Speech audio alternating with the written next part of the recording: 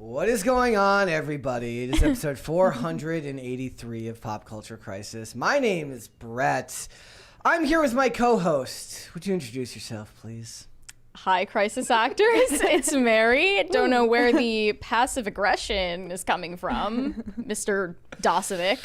It was just being low key is not passive aggressive. I'm just being okay. I'm being chill today. Whatever you say. Okay. Low energy.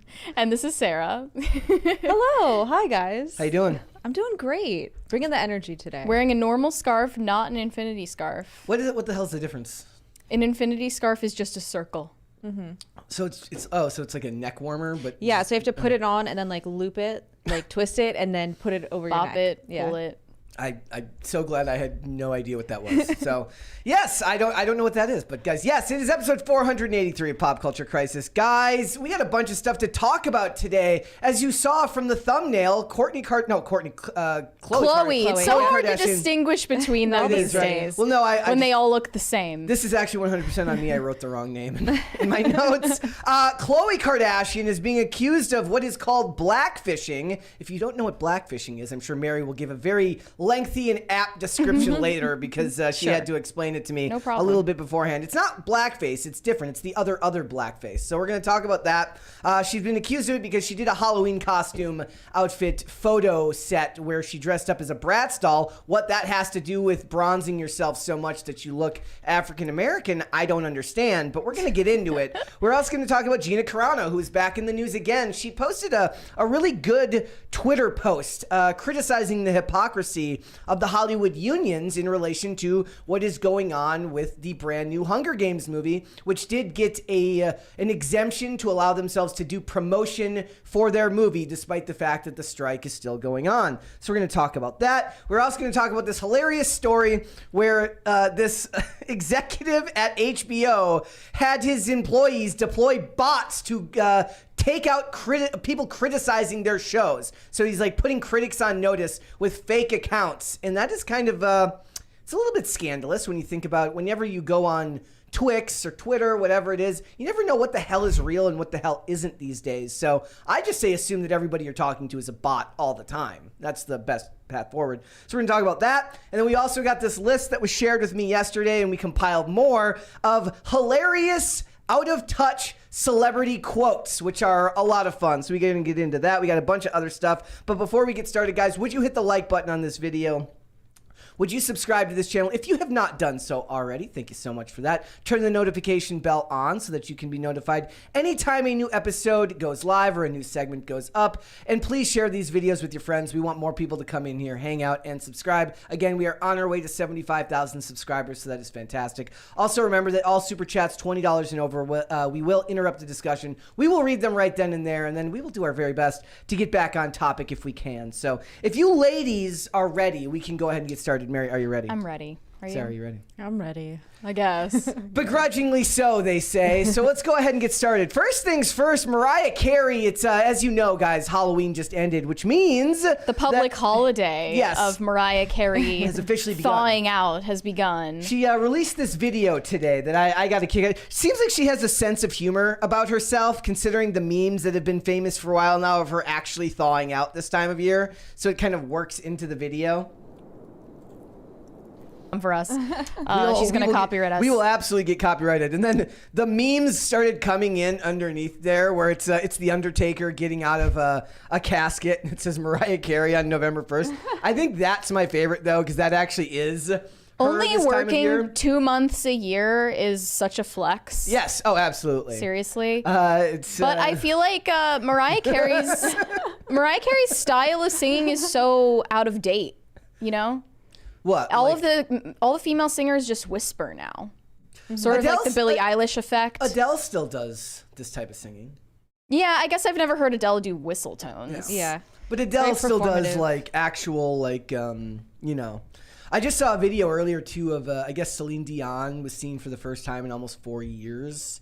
at like a hockey game. She has that. How much longer does she have left to be able to sing? Not very. She has a condition what's called stiff person syndrome, which I didn't even know that was a thing. Me neither. Some neurological thing where she eventually will not be able to move her muscles. Yeah. Oh my gosh. Very, very sad. But like she was seen at like a hockey game recently. But she's another example of an era of that era of singer that you don't see as much of these days. The high pitched belting. Yeah. Yeah, I feel like talent isn't really celebrated in music anymore. It's just the tone of voice that someone's born with that people like. Yeah, because you can edit it anyways. Yeah, the like skill is not important anymore. Which is sad. Mariah's holding it down. I do. You asked the question earlier. You said, who won in her war with Eminem?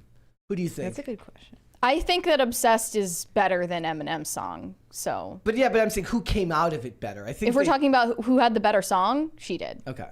But I don't know about. I wasn't really paying attention in 2006 to their beef. You said it was a draw. I say it's a draw. I think they both came out still famous. So it's right. It's even though I think MGK didn't got beat by Eminem. MGK just literally switched genres. MGK is not a respectable nemesis to have. No. So. All right, guys. I got a quick announcement here. Some bad news is looming for Brie Larson's The Marvels. This was just released. $45 to $50 million is now what the opening is projected. If you remember before, it was like 75 to 90. Well, then they said it was like 30 million, and we were like, okay, that's a little bit. So it's stabilized downwards to like 45 or 50 million dollars in its opening weekend, which means that if the movie had a budget of 225 million, which means that after marketing, that's like 337 million or something. There's a decimal in there somewhere, which means it has to make like close to 700 million just to break even. And if you're only making 50 million in your opening weekend and you split half of that with your theaters, they said the end run it'll probably be like 109 to 160 million domestically. So assuming you get double that overseas, I don't know if it ends up breaking even, and that's a high budget for a movie that's only an hour and 45 minutes long. Yeah, we on our short on this channel about Gina Carano taking down Kathleen Kennedy, someone commented, "How can you say Disney is failing? Like, are you serious?" Like something to that effect. Like, oh, it's just so obvious that Disney is winning. But once again, if you look at the numbers, most of their big movies are not making a profit, so by definition they're failing. I think that's a reasonable view for somebody who isn't paying close attention. Like, they just see the company and they just see that movies are still getting made. Like, why would they believe that they're the failing? machine's still running? Yeah, they still technically. have the facade and the but image. Variety put out this really long report about. I think we might talk about that tomorrow. Yeah, all the messes that are going on there. It's so long. Like this, I was like, oh, we should talk about this today. I started reading it. I'm like, it's a novel. Holy shit! I'm not. Well, we'll get to it tomorrow when I have the time. Did you want to mention the Blade comment? One person familiar with the script for Blade says the story at one point morphed into a narrative led by women and filled with life lessons. Blade was relegated to the fourth lead. He's a bizarre vampire hunter. Considering the studio had two-time Oscar winner Ali on board. Dude! And he also was tempting the idea of just exiting the project entirely. I would if I were him. I don't know why he hasn't yet. Did they learn nothing from Ghostbusters or the newest Matrix that came out? Or Oh yeah, you hated that. I mean, we all hated that one. Yeah, You're a huge Matrix fan, so that probably bothered you more. I'm gonna actually see the Matrix in theaters in a couple weeks. Very excited. As someone who is red-pilled herself, that really offended you. Yes, very much so. What was the worst part of it for you? The newest one, how Neo wasn't really the main character. It was more about Trinity, which I love her to death, but she is like a supporting character. Yeah, and this is normal for Marvel. You know what it is? Now. You know what it is? Put a chick in it, make her gay. Except for that one, they didn't make her gay. They did that with Doctor Strange. They did that with Ant-Man. The new ones, I mean. They're just supplanting every male lead. With a less competent female co-star. I actually think the most, I was just not seeing Morpheus as actual Morpheus. You know, like having the two main characters, having what's her name come back and having Keanu come back, and then not getting Lawrence Fishburne. I understand that Lawrence Fishburne isn't in the same shape that he used to be. But I don't think they asked him to do didn't. it. There was like some controversy, right? He that wasn't even bothered me. offered. Yeah, That bothered You knew me. it wasn't going to be. And I good. like that the actor who played like faux Morpheus. He was great. He was a great actor. Yahya Abdul Mateen, he's a above average competent actor, but that's, again, you're setting these people up to fail when you have to go and try and portray this really, really famous character, especially because they had him like mirror the tone and the beats and the way in which Morpheus talked in that movie. Yeah. So it didn't work. He had extremely big shoes to fill. I also hated the color palette. I hated the blue and yellow, which was not like the green and black of the original movie, which is far better. I feel like that's something I would never know, but once you point it out, I notice it, and I've been noticing it, and I kind of see the green color palette from like movies back in the day, and it is very nostalgic. Yeah. I go through and watch like old action movies now just because I'm not assaulted by blue and yellow constantly. It's great. I watch I watched Inside Man recently, and I watch old like Ridley Scott movies and Tony Scott movies because they had like a more varied color palette and tone back then that was just less predictable. It doesn't look like it fell off an assembly line. So, You're showing your film school. Yeah, but Mahershala Ali doesn't deserve to be relegated to fourth. They kind of did this to Blade in Blade Trinity. He kind of takes a back seat to Ryan Reynolds in the I don't remember who the girl was in that movie, but in that one Wesley Snipes kind of takes a back seat to it. And Wesley Snipes, what I love about Wesley Snipes, he just had this enormous ego, which I got a huge kick out of at the time because it's like, good, you were. Don't we have a Wesley Snipes portrait in here somewhere? Yes. In the Tax Hero I Hall was of busted Fame. I do. I'll have to hang that up someday. But yeah, so we'll have to see what happens. I'm very glad that they did not go forward with this, but we'll keep an eye on it. So, also, Five Nights at Freddy's is now the biggest streaming film to ever come to Peacock, which is very cool because the movie did very, very well and is looking to have a medium-sized drop in its second week. And is proving to you that if you make a movie that the audience wants, even if the critics don't agree, me and Mary certainly didn't love the movie, if the fans love it, what hell do you need the critics for? Make something that's going to make you money. That's the whole point of the business, right? Yeah, you don't have much competition Right on now. Peacock. And also in general. But in theaters, it made a lot of money too. And I think it would have done well. Biggest movie from a solo female director. That's a fairly reasonable. Behind Barbie, Wonder Woman, 50 Shades of Grey, and Black Widow. I also saw something really cool that I tweeted about the other day. The director of the film, what's her name? It's like Emma Tammy or something like that. Emma Tammy, yeah. She took an upfront fee of just $500,000 to make it on a contract that allows her a percentage of the profits, which means she's going to, hopefully, assuming that they don't do the funny Hollywood banking numbers, she's going to reap the rewards of her successful film because the film was already at profitable territory by the way they sold the distribution rights to Peacock and then the theater rights to these to the theaters, and that made the money back on its $20 million budget already. Now, even assuming that they weren't including those in those numbers, that she had to make the money back on profits from theater run alone, the movie made $130 million, which if you split that with the studios, still puts it, at what, that's about $70 million. That still puts it well over the budget and marketing for a movie like that. So hopefully she will see that the wage gap is not exactly the wage gap if you actually bet on yourself and make your money the way by actually being good at your job. Has she spoken about the age gap? I mean, the no, wage gap? I don't think so. No, somebody pointed that out there. Like, that's a good way to point out the non-existent wage gap in these businesses, and it is a big part of it, right? Is that men are more willing. Most on the whole, men are traditionally seen as more willing to push for higher paid contracts and stuff like that. They'll walk away from contracts that they don't feel afford their worth. And that's me saying that. That's the statistics saying that. That's not me. I'm not being sexist. So we'll see. Hopefully she does really, really well out of this, and that ends up being the type of thing, because they've been talking about with the ending of the writer's strike that they're going to be going back to a supposedly more meritocratic system with these productions, because they just can't afford to have these things fail constantly. Well, that was another thing that surprised me about the report from Variety, is they said Marvel is planning on making a movie that is under $100 million. Yeah, that's good. Have they ever done that? No, probably not in not in a very long time. Maybe they're learning their lessons. Yep. It's funny to me that people were so pissed about like Oprah and The Rock not donating enough to Hawaii. Meanwhile, these producers are shelling out like hundreds of millions to make not even good movies. Yep, yep, exactly. Imagine all the mouths you could feed with those budgets.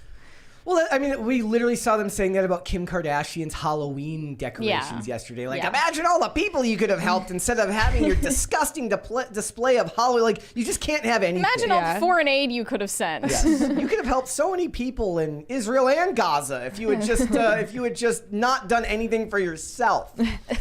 All right, what is this clip of Jeffree Star? He appeared on this podcast recently where he's been clipped a lot saying some crazy stuff, but specifically here he says that he does not lock up his guns, and he owns many guns, lives in Wyoming, is a farmer now, lives this totally different lifestyle after leaving LA. Is there actual video of Jeffree Star farming?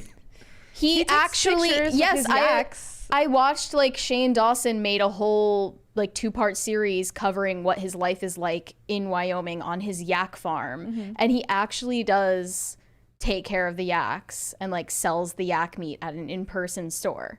Let's watch successfully. I've never pulled my gun on someone before. But they're all locked away, like in No. What do you mean you don't lock them away? That's not a law. You don't feel like just for safety that so people can't access them? Who? What if you have a suicidal friend?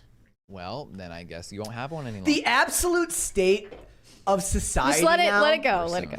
I'm just kidding. That evil maniacal laugh. I'm obsessed. Yes, dark humor. We're coming back 2023, and suicide's not funny because my dad killed himself, but my joke's funny. Your dad killed himself. Yeah.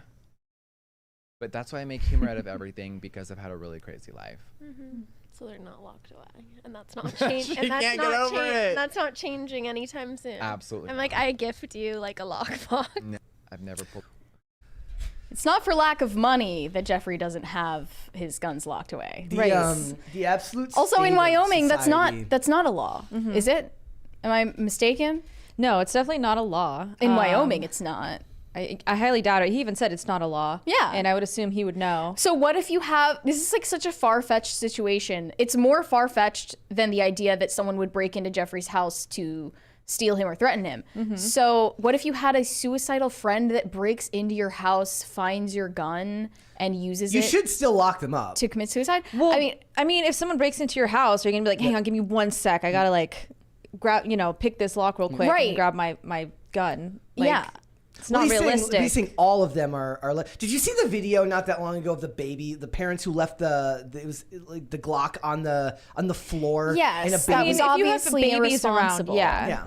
But Jeffree lives alone with, or has like staff members and security, and there's just, I don't really see their need to like be so sensitive about it. But especially about that joke. She was like offended by it because she felt like she needed to be for the cameras. And everyone seemed to agree with him. Suicide's not funny, but my joke is funny. Let's recognize this for what it is, just a joke. Life's hard, get a helmet. I agree with Jeffree. Dark humor needs a comeback. I'm sick of too many people being constantly triggered. Hate the word. I've heard so many times, especially in this last decade, it doesn't hold any merit anymore. Yeah.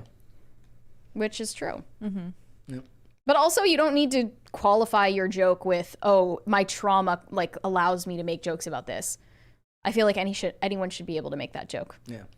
Yeah, but I feel like I went to see Theo Vaughn last weekend, and he kind of had to do the same thing. And I feel like it's necessary because I think people forget, like, you can make a joke about something that like could offend you and affects you, but you choose to just not get offended by it because it's just a funny joke at the end of the day. It's not always so serious, So I think that nowadays we kind of need that reminder, unfortunately. Yeah, I think Jeffree Star specifically is a good example of someone who realized that the system of being an influencer wasn't working for him because the audience was getting younger and more sensitive, and he faced this scandal and just like never posted on YouTube again, and is still making just as much money, if not more money. Yeah, living outside of LA, not posting on the internet as much. And just still relevant as ever. Yeah.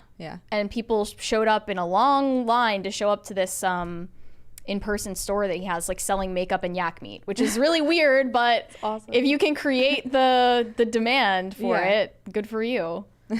That's how I see it. There was a bunch of stuff to do with Halloween costumes as well, which we'll get into later with the Khloe Kardashian stuff.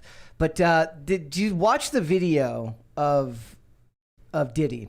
You have to watch this video. I'll play it here, guys. I don't think there's copyrighted music here. I think we're good. I thought he might have put the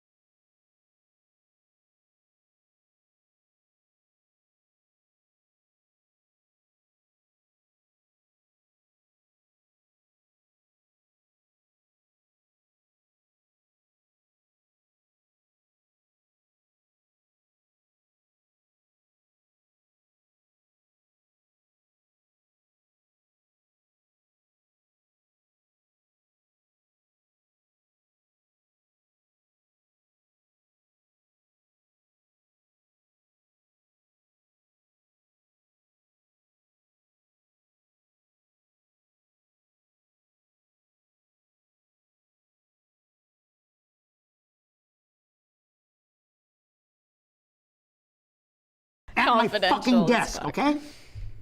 Oh, what the fuck? Oh, whoa, whoa, whoa, whoa, whoa, whoa, whoa, whoa. Okay. What the fuck? In the strike. No, I can't fucking do it. Negotiations. Is that what you want? Strike is over, baby. We did it. We got If you're the wondering hero where we this deserve. came from, and I was wondering where this came from, apparently WB sent him a cease and desist last year because he wore a costume so close to the actual Joker costume that they said he was impersonating the character. That's kind of insane, right? Here's a video of him from last year. What's up, baby? What's up, baby? The masks are dead on to what they wore in the Diddy? Motherfucking get to it. If you don't like me, you motherfucking front. Get to it, bitch. He so WB sent him a cease and desist letter, and so he doubled down this year. And I don't know what he spent to. That was a real That's Tumblr insane. because he So, has like- the Tumblr on the street on Halloween. So that's not CGI. He did that himself. I mean, he's got the money to do Right. it. Maybe If that's you why they keep guys- trying to sue him. It's funny that celebrities go so all out for Halloween when it makes them no money.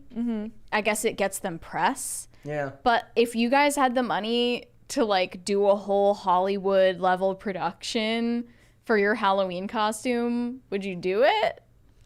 I found Is it worth it? I mean, a grown man dressing up as Batman, is it not a little cringe? Does it give you the ick? Yes. I appreciate the amount of time and effort that went into it. And there was a lot of attention to detail, from how the room looked to the Tumblr to the lighting. Like, he hired someone who gave him almost a shot for shot remake of several scenes in The Dark Knight. I can appreciate. Look, if you've got the money to waste your time on something like this and you can do it, I say go for it. Plus, he's sticking it to the companies and the unions, and I say that's always a good thing because I don't give a crap about the unions or the companies. So who's the bald guy supposed to be? The bald white guy is just, whoever's at the top of... corporate executive. Now, if I remember correctly, that was Lau in The Dark Knight. That's the guy who does the money for the gang, who then gets extradited back to China, or to Beijing or something like that. So I appreciate the amount of.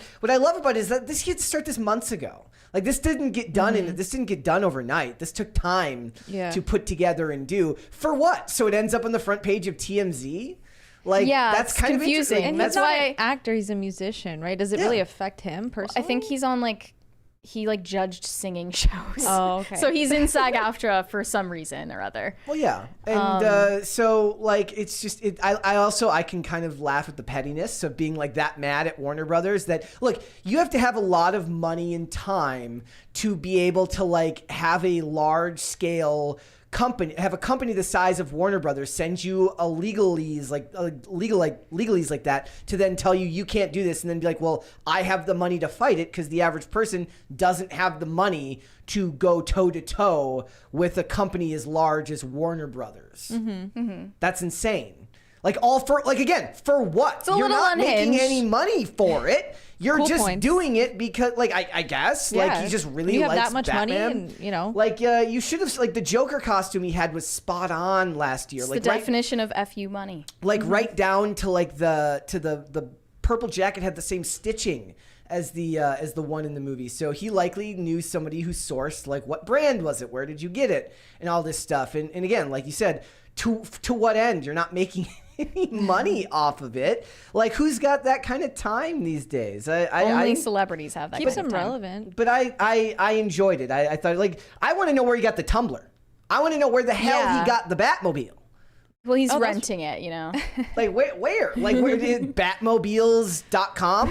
Where do you get that? I looked for that option on Enterprise when I rented a car in Minnesota. There was no tumbler The option. military surplus store. online. That the Batman surplus store. That's where you get it.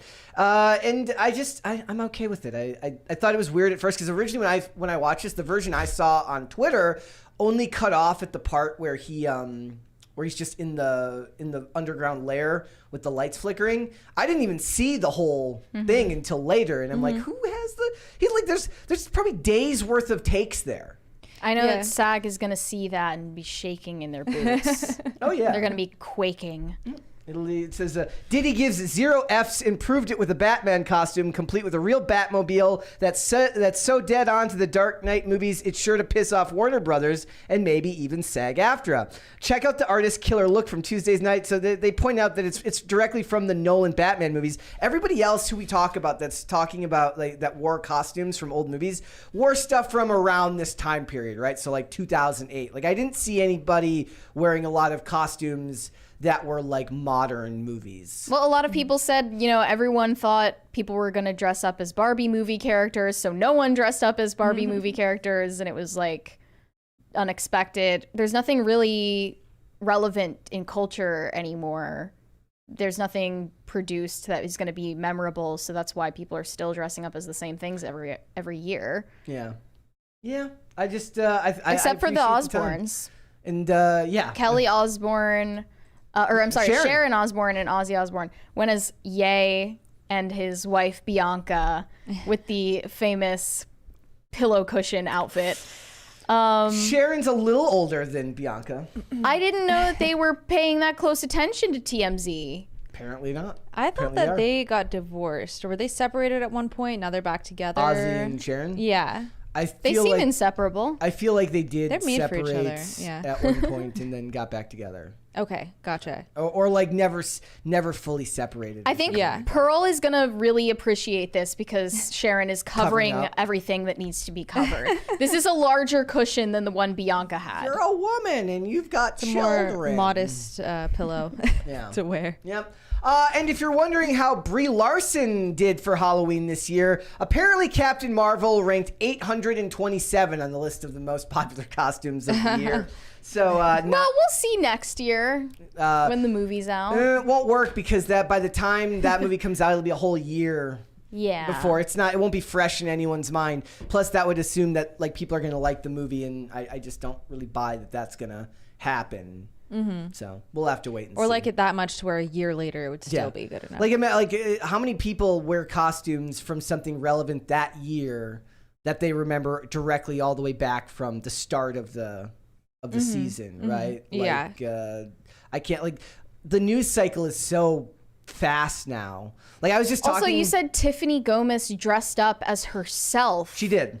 for Halloween, which is No, confusing. okay, so she to went say the as least. she went as Beth contest. Dutton. She went as Beth Dutton from Yellowstone. Yeah. But then like switched into a costume of herself. But it's not a costume. It's just on what's in her Instagram. closet. Well, technically, she's not going as herself. She's going as that mother effer over there is not real, which I guess would technically be different. Self-promo. That Tiffany Gomez over there is not real. Yeah, exactly. So she's actually going as Who that won the person. giveaway? I want to know who won her costume contest. would be nice to know. I would love to know. It's not that hard to achieve, though. Bree It's so in the easy. chat should have won. Yeah. Actually, true. That was a really good cosplay. Bree in the chat should have won. Should have saved it for Halloween, though. Yep. Get those first class tickets.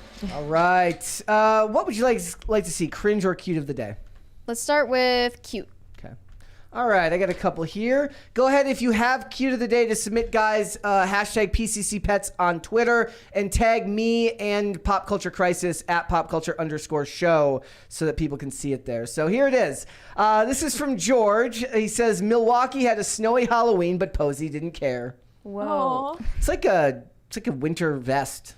I like it. Looks like a Land's End jacket. Looks like leather. Is that like a real leather dog vest? Nice. Looks cute. All right, let's do. It's sad to snow on Halloween, though. Did that happen to you in Minnesota? There was like a very famous snowstorm in like 89 or 91 where like I still remember. But like, you still trick-or-treated uphill both ways. I remember like a man. Basically, like my parents, like being so young that my parents had to essentially keep me from like suffocating in the snow and pulling me out of the snow to go That's the most trick-or-treating. Minnesotan story I've ever heard. All right, let's do one more. So this one is from usable alpaca. Must be different than unusable alpaca. And perturbed. Yes, and perturbed alpaca says. I still don't know if those are the same person. White one is Kilo. He likes laying in the sun and rides in my truck. Tan one on the right is Drake, and his brother Duke is on the left side. They like the couch. All pits between 85 and 100 pounds. Brett, Kilo isn't derpy, just caught with his tongue out. I'm sorry. Pit bulls scare me. Yeah, they scare me a little bit. I'm not gonna lie. Very beautiful, objectively. Very cute.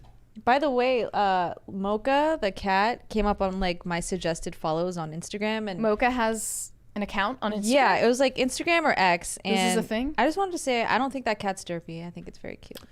That was all Well, at I least was you're all wrong I'll with say. conviction. Yeah. That's good. Yes. No, Mocha is in fact derpy. Everyone knows it. They're just lying to themselves. Okay. It's the fact of the matter. Sorry, guys. And we do have cringe of the day as well here, guys. Mary found this one. Let's go ahead and watch it. Hi, wow, you have the exact amount of hair that you have in your profile photo. You have no idea how refreshing that is.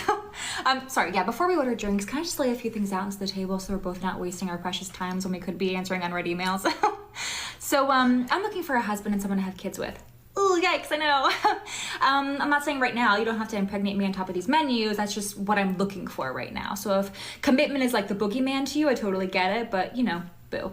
Also, I have never come to completion solely by having an eggplant inside of my flower garden. It's important that you know that.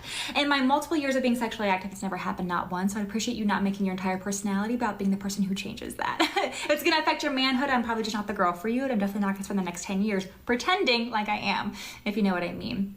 I'm a feminist, shocker, and I'm not necessarily saying you have to be. Labels can be weird. I just would prefer you not think that any man who willingly went to go see Barbie was gay by default. Also, that being said, my best friend's on standby and she will come save me immediately should you say anything even remotely resembling an Andrew Tate quote. That one's just for my safety. Now, last but not least, I'm looking for someone who wants me as a partner, not a cheerleader.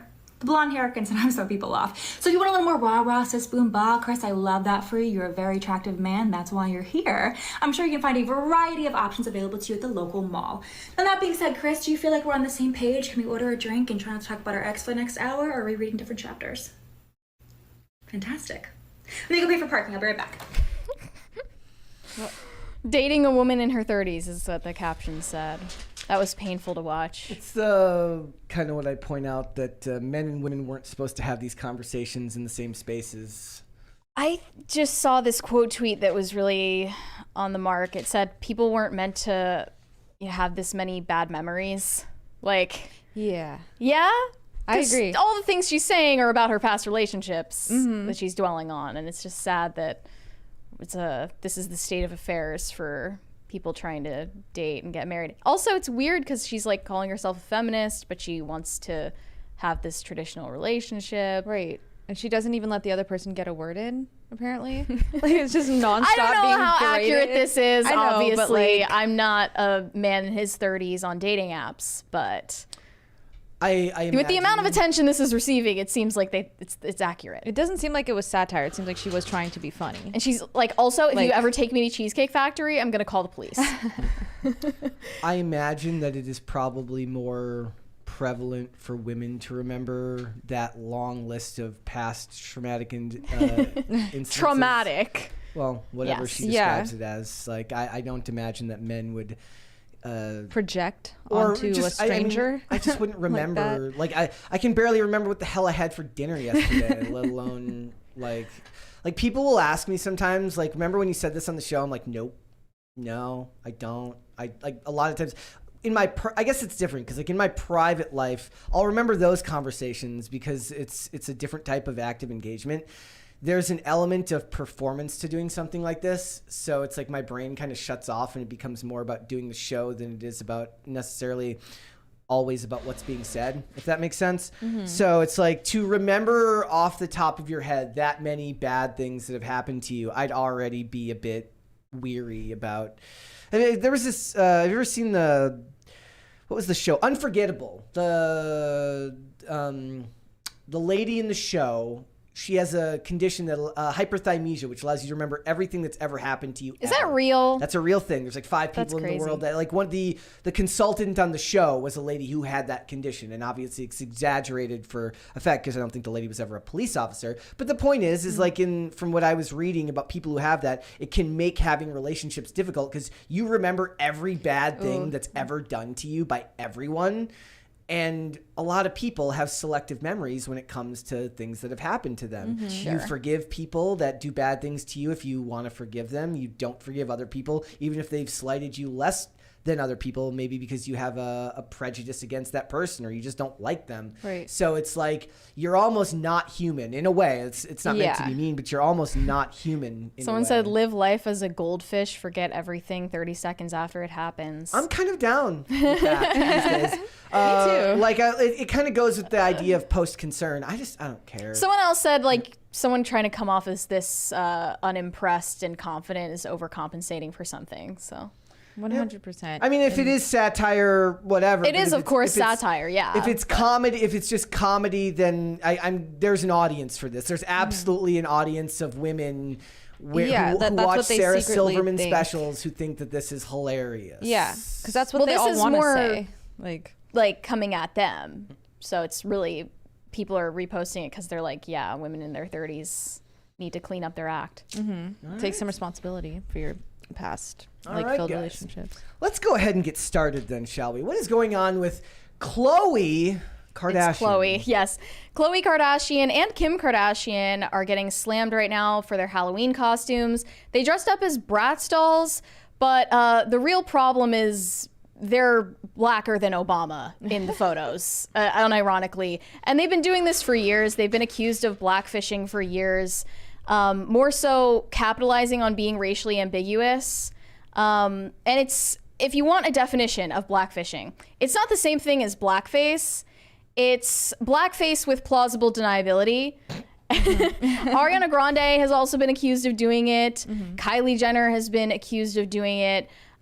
You kind of gradually spray tan more and more to the extremes so no one notices, and then eventually you'll get the before and after comparisons, and the people defending it are like, oh no, they just, tan easily. Here's the but like, here's a if you photo. look at these photos, I'm not trying to be offended by this. I don't feel any type of way about this, but they obviously don't look how they looked 10 years ago. Right? They have Middle Eastern heritage, but they're also like half white. And, they don't look like that. We got a $20 naturally. super chat here from Mikey. Says, watching these videos reminds me why I quit dating for the last 3 years. It's not that bad, but it's not far off with some of these girls. I would caution you to be wary of the way in which internet videos are designed to demoralize you and take you out of the real world. Get back out there, champ. No, I'm just saying that anytime you feel yourself falling prey to something like that, remember that the internet is fake and not the real It's world. that and the blacklist for first dates that came out that really has men being like, I just want to check out completely. But these are not I accurate. discourage you from doing that because it's just the internet at the end of the day. Not an accurate representation of reality. Right. But if you look at those photos, I'm sorry, I wouldn't have even recognized that person as Khloe Kardashian to begin with. And I definitely would have assumed that this person is black. And on top of that, they're not just wearing the normal lip injections that they usually have. They put on latex fake lips to make their lips bigger, like Bratz dolls, and recorded themselves pulling them off and comparing them to labia. It was disgusting. There's the photo of them taken off. They were like using them to make them talk. It was disgusting. And they said, guys, this isn't just a Halloween thing. We do this every day when we put on our glam. We wear latex lips. But it's just, it's kind of, I don't see this as like an intentional thing to offend people, but they just don't have anyone that tells them, hey, maybe this isn't a good idea. They've been doing this like their whole career. Like, yeah, it changes with, I think, the type of men they want to attract too, because for a long time the Kardashians were mostly dating black men, and then they suddenly switched up and started dating white men. Kim was with Pete Davidson, and Kourtney's with Travis Barker, and Khloe broke up with her husband.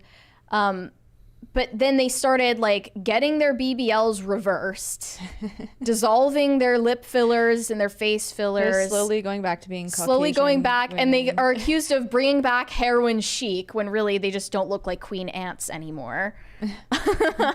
But they are pretty much just human Frankensteins that can do anything to their bodies. They can remove and place back on any body parts that they want each week on a weekly basis to keep everyone on their toes for what's in trending right now. Yeah, she Kim Kardashian made like the hip padding popular, right? Yeah. That was her. Which is weird because that's something that drag queens do. These people in the picture don't even resemble women.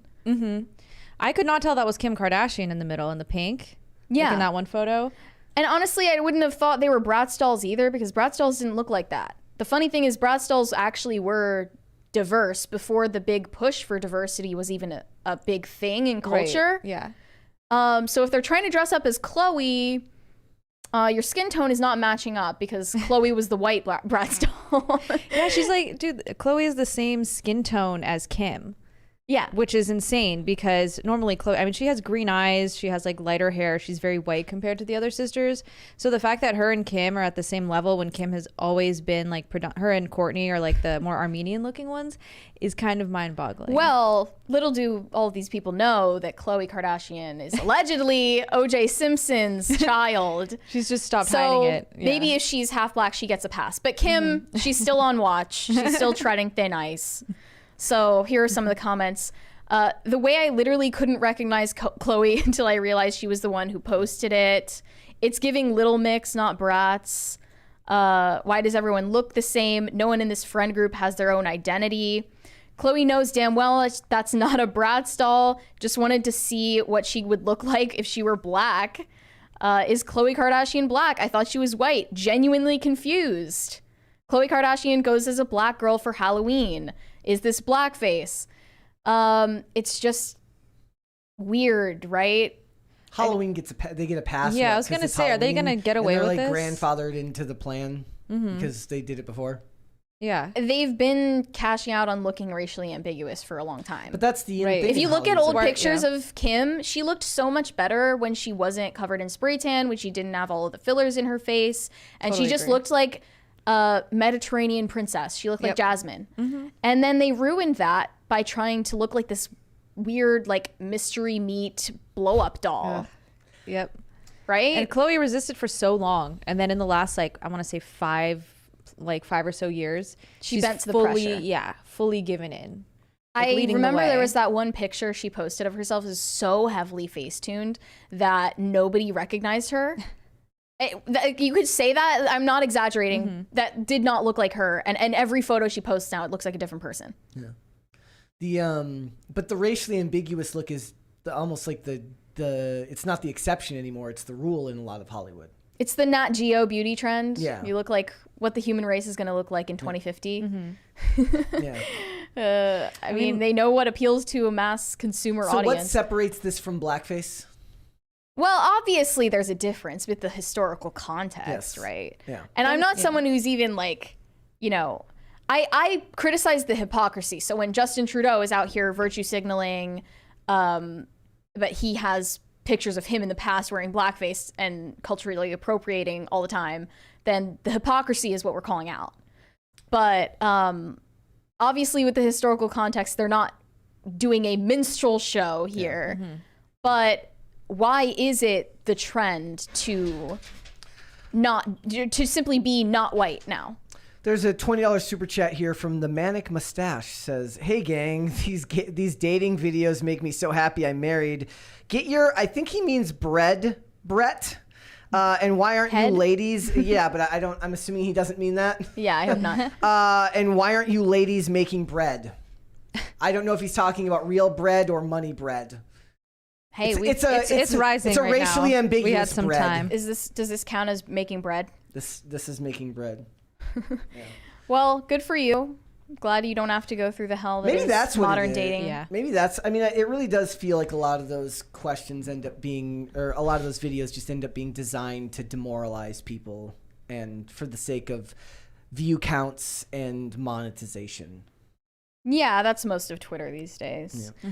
But it's weird when we're constantly told that the beauty standard of today is Eurocentric and that women are made, like non-white women are made to feel like they're lesser than white women because they don't fit that beauty standard, when that hasn't been the beauty standard for at least 10 years. Yeah. Like, think about the 2000s and the 90s. There were these like leggy blondes, and now Margot Robbie gets dragged for being mid when she plays literally Barbie. Yeah. Yeah. Growing up, I remember like Pam Anderson and like, like typically European looking women, blonde hair, blue eyes was like considered the most beautiful. And it does seem like all of a sudden it's flipped completely over to like that's considered mid and average and basic now, and you have to like make yourself look like a real life Bratz doll in order to be considered attractive. It's not even like it went to the other side. It's like it's gone to a whole other extreme that's not even like, it's like a conglomeration of different races. It's like what they call bimboism. Yeah. So that's what they're engaging in here. Because they don't look like women. They look like plastic. Nobody looks like that, but then everyone online looks like that somehow. Everyone on the internet and on TikTok, they have the lips, the hair, the makeup, the fake eyebrows. But I don't see anyone who looks like that in real life. You're also seeing them through intense filters. Plastic surgery, the rise of plastic surgery becoming more affordable for certain people is also playing a role in this, I think. Ariana Grande has changed race like 5 times. She has been perceived as every race. She's like trying to look a little bit like Asian fishing now. But in the past, she was so spray tan just like this that she looked almost like she was black. Yeah. And everyone said, oh no, she's Italian. Like, that only goes so far. There She's been white, Hispanic, like black. Yeah. Now she's Asian. There was the age of Snooki and that spray tan. The Guidos, which was the even, Guidettes. which was even darker at that time, right? Yeah, but at least at that time, I don't think they were intending to come off as a different race. Yeah. It was just like super orange spray tans were in at the time. Yeah. Still is in Britain. On the Jersey Shore. Yeah. Now, on the other hand, Margot Robbie is getting heat right now for her Halloween costume because it broke the SAG-AFTRA guideline of not dressing up as struck characters. She was V from V for Vendetta, and I don't know why she chose this costume in general, but... Right, very random. I mean, does anybody know why? That's her prerogative, I guess. Is that really her? Like, okay, I'm just the maybe the mask is so that she can send out a double to attend Halloween like, parties seriously, for 'cause her. that doesn't look like her Maybe neck. she got some work done and was like, "This is the perfect costume to cover it up, and I can still go." My out on nose job is Halloween." healing. Let me just cover all of this up. Or she's literally sending out a double for her to make appearances. Must be nice. Could be, because we were saying before the show, this is like surprisingly based of Margot Robbie to do. I don't think she has strong feelings on what V's. But I was funny because I was looking at. I have a poster of V for Vendetta in my room, and it says like on the poster it says "Freedom Forever." I don't think Margot Robbie goes out every day and howls to the moon "Freedom Barbie. Forever." I don't. No, I don't. That would be cool, though. I don't either, but I'm just curious. Like, it's that movie's how old now? Yep. They're saying it's Guy Fawkes. Yes, it's Guy Fawkes, but she's not going as Guy Fawkes. It's a Guy Fawkes mask, but she's with the hair. She's going as V from V for Vendetta. Right. Yeah. And most offensive of all, Lil Nas X decided it would be a good idea to dress up as a used tampon this year, along with a paper mache vagina that he, I presume, inserts himself into. And this, it's just disgusting and not even creative. Just why? I will say the video is hilarious. He's like trying to look cute. It's disgustingly creative, the work that went not into creative. making it, but it's just gross. And it's He just thought, how can I offend as many people as possible? Or how can I be just as disgusting as possible? Like with the blood in the shoes. Or in the past when he put out that music video of him as a pregnant woman. He seems to have this sick fascination with women's bodies, like with women's anatomy, despite being a gay man. And that prompted some of these comments. Gay men often think they can get a pass without realizing they can be equally misogynistic. It's not up to cis men to make light of things like this. Another one said, as a woman, I feel disrespected by his actions. Lil Nas X canceled forever. As someone who has a vagina, this is not it. Lil Nas X dressing up as a bloody tampon is the most annoying thing I've seen tonight. He does nothing except romanticize things that give women pain. Okay, I mean, if your tampon is causing you pain, contact a doctor, please. Contact O.J. Simpson. He's a gynecologist, I heard. Are there men that do, like, I remember seeing the stuff about, like, women that do, like, period blood art. That's like 2014 would Lil SJW stuff. Nas X do period blood art? Oh, absolutely. If he had any. I mean, he lap danced on the devil, so that is true. Wouldn't put it past him. With the string and all, by the way. Yep. He's dragging the string around on the sidewalk. So much detail. With stripper heels on. But it's just like, why? And that looks like a cheaply made costume. It's like, are you not Lil Nas X? Like, you couldn't have come have up with the something funds. a little more Look at what P. glamorous? Diddy... At least deck it out in rubies. Yeah, P. Diddy put so much effort into his costume, and then we have this. He showed up. Yeah, he should have worn his shoes with the blood in them instead of the heels. Yeah, missed opportunity. Wasn't that fake anyway? promo. Like, there wasn't No, actually blood in There them. was. Whose blood was the question? His blood. His blood? Yep. That's a lot of blood. No, it's like pinpricks and then it's like mixed. They put it in paint or something? Yeah, it's and then Okay. it's yeah, long. I was like what, 5 years? He's gonna 4 give years somebody ago? AIDS. So yeah, a little weird. Doesn't offend me, but it just it says more, I suppose, about his mindset. What is his Like mindset? where his mindset is at right now. Like he said, being shocking, what he thinks is shocking. Is it edgy and we're all just boomers? He thinks it's edgy. Is it edgy? I don't know.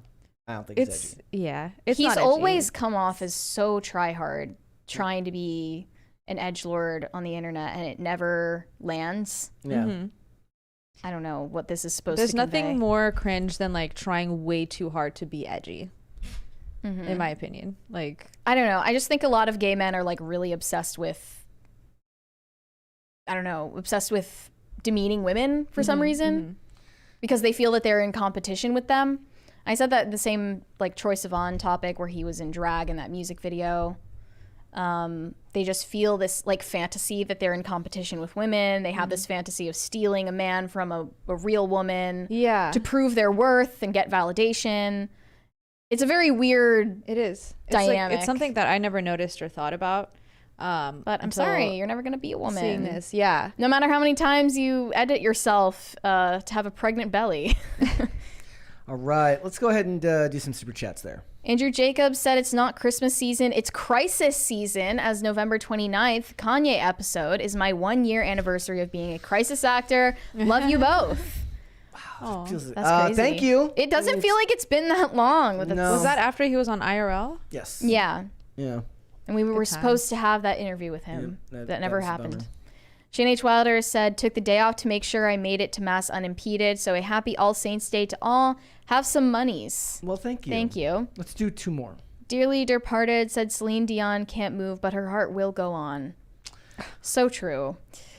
Urashima Otaru said, spent at least $200 million on adverts for Marvels? Disney. I'd have to see some sources on that. I guess that's possible, but I wouldn't doubt it. So. All right, let's hold off on the rest and we'll come back after the fact. Let's talk about Gina Carano for a bit. We just talked about her the other day, ladies and gentlemen, because Gina Carano came out and was laying waste to Kathleen Kennedy and what her judgment was of what happened in South Park's new special, The Panderverse, and was talking about the fall of Lucasfilm, how she tried to get people that worked for Lucasfilm to unfollow people that were speaking critically of her. But she's now come out and spoken again. This time she's talking about the hypocrisy of the Hollywood unions because the new Hunger Games movie has been given an exemption, so they're allowed to go picket during the day and promote their movie at night, which does seem in a lot of ways like a very, very hypocritical thing to do, considering the amount of actors, the amount of below the line workers, cinematographers, all these people that aren't working right now. So this is what she had to say. She says, what an odd, I'm going to put it on screen. She says, what an odd strike this is. Small non-studio productions are having trouble getting waivers, but studios get the interim agreements left and right. Celebrities go from the picket line to their promotional tours and red carpets. What happened to the, quote, I better get paid for every hour I stand in this dress talk? She's, of course, referring to Rachel Zegler here. Meanwhile, back on topic. She says, meanwhile, the people who are actually suffering are the crews and actors not a part of the studio projects or the, quote, in-group to get their waivers granted. The ones whose money will run out quicker. The ones who are having to pick up a second line of work. The ones who will be controlled a whole lot easier once the strike ends based off of desperation for work. Think this was by accident? Maybe they should have granted waivers for all the non-studio productions, keep people working, and halt all studio productions if they really wanted to make a difference and reach a faster agreement. Who is this strike really intended to hurt again? Better make a deal quick. People are starting to notice. I'm sure it'll be in favor of all the, quote, right people, and all the, quote, right people will pat themselves on the back for making an excellent deal in months of suffering well worth the wait. At least while you're at it, you could throw into the agreement that it will never again be permitted to allow any production to force inject poison, I mean experimental jabs, into people's bodies in the name of science, and never again. You know, because that in itself wasn't something big enough to have had a huge strike over. That is very true, isn't it? The hypocrisy is palpable. The system is rigged and littered with posers.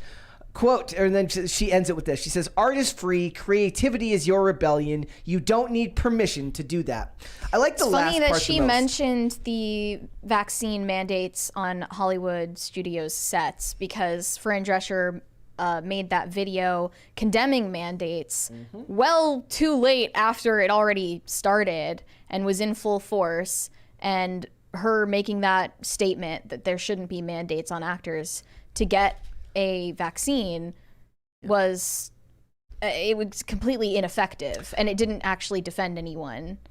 I do want to when add they needed here, those exemptions. I want to add here at the end because Gina is a classy lady. She did include a picture of Rachel Zegler because it's her it's her movie that she's talking about here. But she says, this is also not to encourage heaps of hate onto this young lady. I don't want that. Unfortunately for her, she is just really great at shining a light on the hypocrisy that's happening. So she's at least saying, like, look, Rachel Zegler would never cut her the same slack. No, she would never cut her the same slack. I wonder if she's going to respond to this at all. I don't think so. She'll certainly see it. Yeah, right? she'll absolutely see it. I don't think she's allowed to talk But Rachel Zegler is, in this situation, at least an avatar of the hypocrisy of the SAG strike. Because Gina's right. If this strike were really about standing up to the studios, then they wouldn't be allowing an interim agreement for any studio project. They would let independent films reign free. Yeah. And that's not been what's going on. Gina is a very, very smart woman who stood up to a lot of people. Thank you! Thank you. That one surprised me.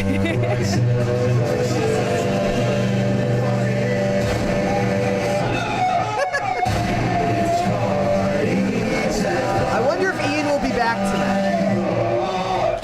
He's supposed to, at least. Hopefully Ian will be back tonight, and he'll be able If you to play it enough times, he'll reappear in your bedroom. if you do a Roberto Bloody Jr. Ian. enough times, Bloody Ian. in your bathroom. Here. Yeah, the bringing up of the my vaccine mandates is crazy enough. Like, why didn't anybody stand up for? And when Kevin Sorbo was on IRL, Tim pointed out a really interesting thing. He said, like, because Kevin Sorbo's like, look, I've never had any problems with my union. He's gotten along fine with them. He's been an actor for decades and decades and decades. And Tim's like, why didn't they back Gina Carano when Disney unfairly fired her? Gina has all the right in the world to be pissed at both the union and these companies who did nothing for her despite paying your union dues and doing everything right except for putting pronouns in your bio and getting an experimental jab in your arm. Like, those aren't real sins. They're not something you fire someone for. Right. And it's fair to point out that with movies like this, why are small studios and people being kept out? It's kind of like when they closed your local grocery store. They closed your local convenience store, but Walmart was allowed to be open during COVID, right? They were allowed. Yep. Why are they allowed? And then they said, because of science. Because of science. Like, Yeah, just don't ask too many questions. That would just be ridiculous, right? But Hollywood is in itself a very hypocritical industry. That's never bothered them, much like a lot of hyper-progressives.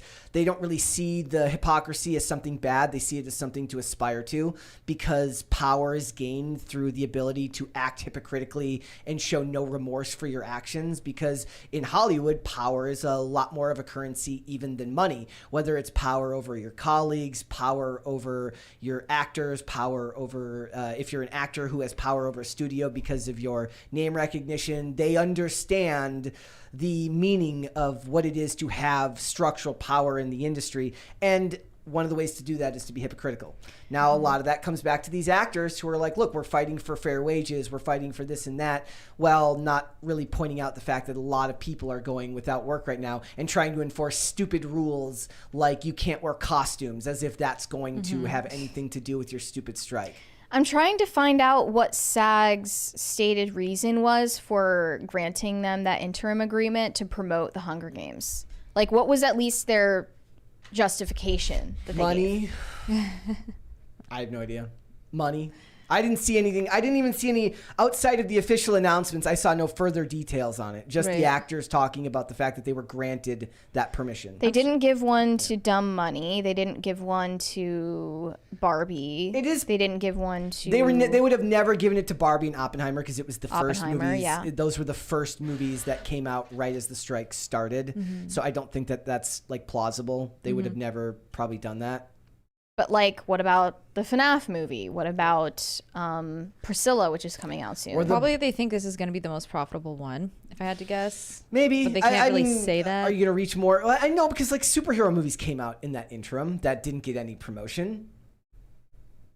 Like DC released, what was it? The Flash during strike. I guess they say it's when we thought there was no end in sight. Yeah. I wanted to read Rachel Zegler's post about it, by the way. I'm so beyond thankful to Lionsgate and SAG-AFTRA for working hard throughout the strike to come to an agreement, allowing us to participate in press and promo for our film in theaters November 17th. Lionsgate's efforts are proof that studios, big and small, can meet us in a place of fairness for their films and the people who work hard to make them. Making this movie was hands down one of the best experiences of my life thus far. I cannot wait to share more behind-the-scenes content with you all, the fans, who make experiences like this 8 million times better. There will be lots of all my beautiful friends from the cast, as well as appreciation for our crew, filled with people I love deeply. So watch this space. There's more to come. Swipe for me staring at my boyfriend eating up the camera. But she didn't explain why this was given to her movie. Yeah. So the movies can come out, but the interim means that they can promote it. Is that... Yeah, the interim agreement means that they're allowed to promote it, while other movies that are coming out at the same time that don't have that agreement aren't allowed to promote their movies. So you have to apply for. Now, there have also been waivers given to movies that have been allowed to produce in this time period. The various movies, you're allowed to apply for a waiver. If you want to film during this time period, you're allowed to apply for a waiver. There's no... But unless you're backed by a studio, you won't get one? Some smaller, like Kevin Sorbo said his smaller budget productions did get it. Now, a lot of the bigger ones, if anything, they're going to be less likely to give it to some of the bigger studios, perhaps, because those are the ones they're actually dealing with in these strikes. But if they want to actually have leverage, why would they give a waiver to SAG? I do wonder why they would give a waiver to a Disney or a Lionsgate or a Universal movie when these are the people they're fighting with right now. Yeah, I don't get it either, other than the fact that Back Gina in is pointing out on the other end. it's that the union is never for the little guy. They just pretend to be to virtue signal. Yeah. Doesn't make sense. I would love to see Because this could have been like a great time for independent films to rise up and take over that vacuum that was left, and they weren't allowed to do that. A lot of them weren't. The problem would have been that it would have been a great even if they had allowed all of them to get made, they gave blanket open waivers to all of these small independent movies. They would still end up coming out at the same time as all of these movies. The studios have so many done and waiting to come out that by the time those movies got cut, edited, post-production, and came out, they would still end up on the back end of the strike ending, and these movies that have been waiting to come out, coming out. So it's not like they would have an uninterrupted content window in which they were the only movies that were coming out in the theaters to get people to come out. They would still end up going up against movies from Marvel, DC, from Lionsgate, from Universal, all these companies. But they would be able to promote their movies, right? Well, no. The idea is they should have granted them waivers so they could work during this time and make their movies.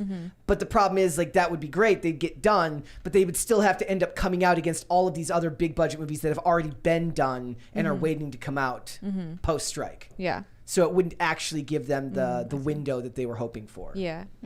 Yeah. I'm a dumb money from what I understand was really, really bad. Yeah, everyone said that. But this time period should have been a great time for a movie. I don't know if maybe the fact that movies got delayed, Dune got delayed, other movies got delayed, maybe that is why Five Nights at Freddy's did as well as it did.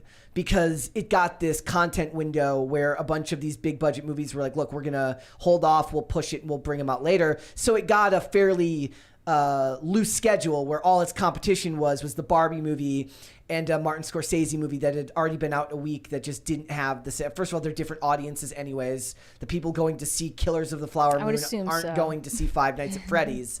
So maybe it does owe a little bit of its success to the fact that the strike has prevented a lot of these big budget movies from making their late season releases. That's a great point. So I don't know. I think it's interesting because Gina Carano is just one of those people who has a way of talking about these issues with a certain amount of humanity that I don't get from most actors. When most actors try to talk like this, it comes off unbelievably fake.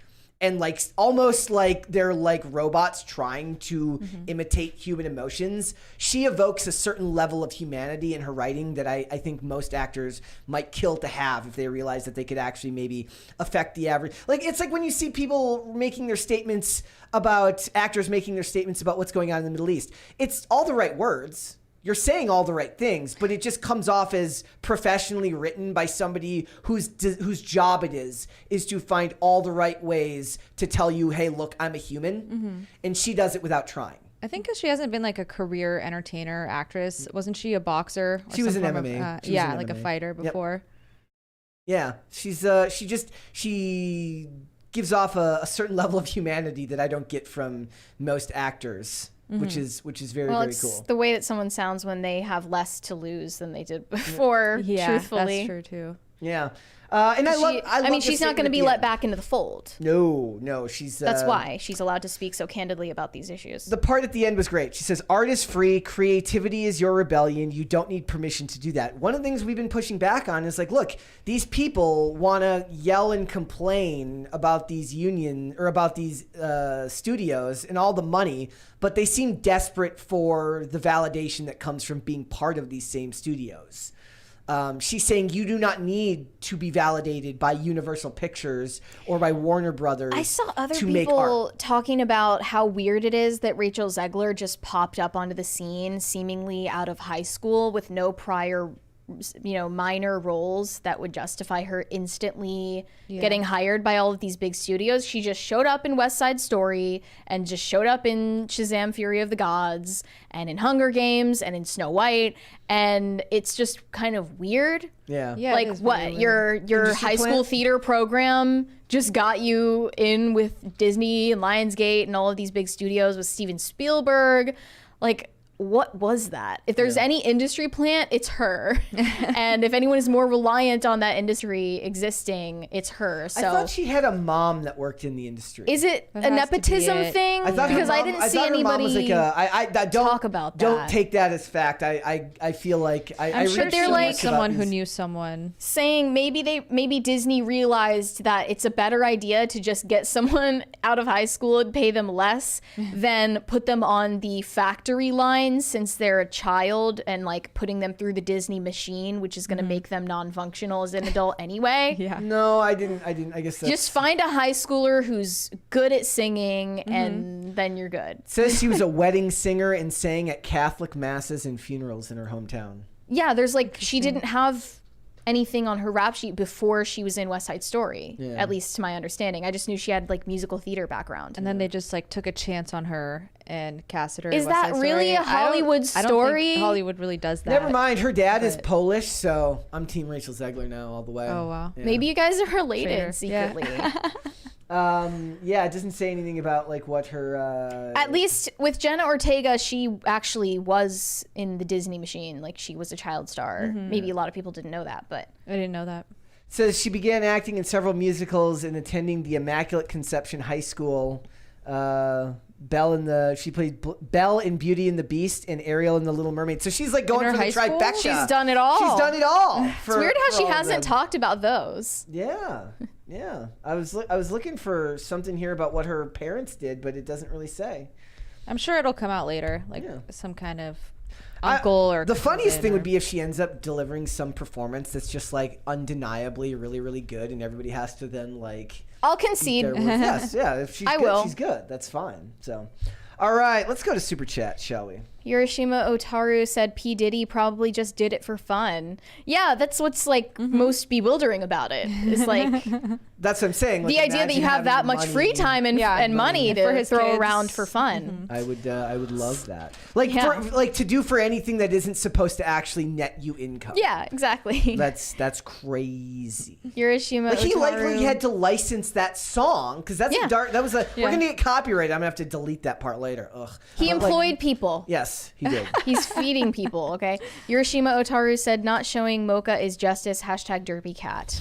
When I was on IRL last night in the post show, one of the call-ins was like justice for Mocha, and I'm like, there will be no justice. It's actually Mocha on the phone. I was like, there will be no justice for Mocha on PCC. There will be no justice for Mocha on IRL. And Tim is just like, there will be no what are you justice talking for about? Mocha. Yeah, he was kind of giving this look like, who the hell is Mocha? I'm like, it's a cat. And then the gentleman who called is a good sport. But he's like, that's why PCC is just CCP backwards. And I was like, well, when you're right, you're right. And Tim is like, wait a minute. Yeah. What's going on over there? DCNC said Mary Brett was exposed following Mocha's account. I do follow Mocha's. Oh, yeah. I have to keep an eye on the derpy cat to make sure he doesn't make it anywhere near me. You're doing make sure he's not reconnaissance. getting too popular. Yep. Cora Nelson said Mary is right. Biodegradable packing peanuts do taste like Cheetos without the cheese powder. They are objectively not good. Circus peanuts are much better. Okay. No. Before we move on, circus peanuts are disgusting. Yes, obviously. But that does not mean that I will ever eat a packing peanut. Would you please tell Sarah about packing peanuts? Why is this turning into a thing? It's a thing. Who's eating packing peanuts? Mary is eating packing I peanuts. have eaten packing peanuts. They're made of cornstarch. They're made of cornstarch. Like the ones you use to package like items. Yes, That's not those. Why are you good? Like, They are you taste hungry, good. Mary? They taste good. I guess no one else is willing to side with me. Now on this. every time I see them, I don't know I'm gonna if you're supposed to eat cornstarch. every time I either. see one now, I'm gonna be like, what is cornstarch for if it's not for food? Well, it's for like baking, but like you can't just eat flour. You can, I don't think it's though. good for you. You can. I'm sure there's some video. It's like man eats 500 packing peanuts and gets like a Bezoar in his stomach the size of a baseball. Also, when I was a kid, I did eat raw dough sometimes. They always do felt that like like in propaganda. increments, you know. Yeah. Let's do one more. Bushido Patriot USA said, PCC, are you familiar with that Star Wars girl Anna? Has she been on the show? If not, I suggest having her on as a guest. We are familiar. She has not been on the show.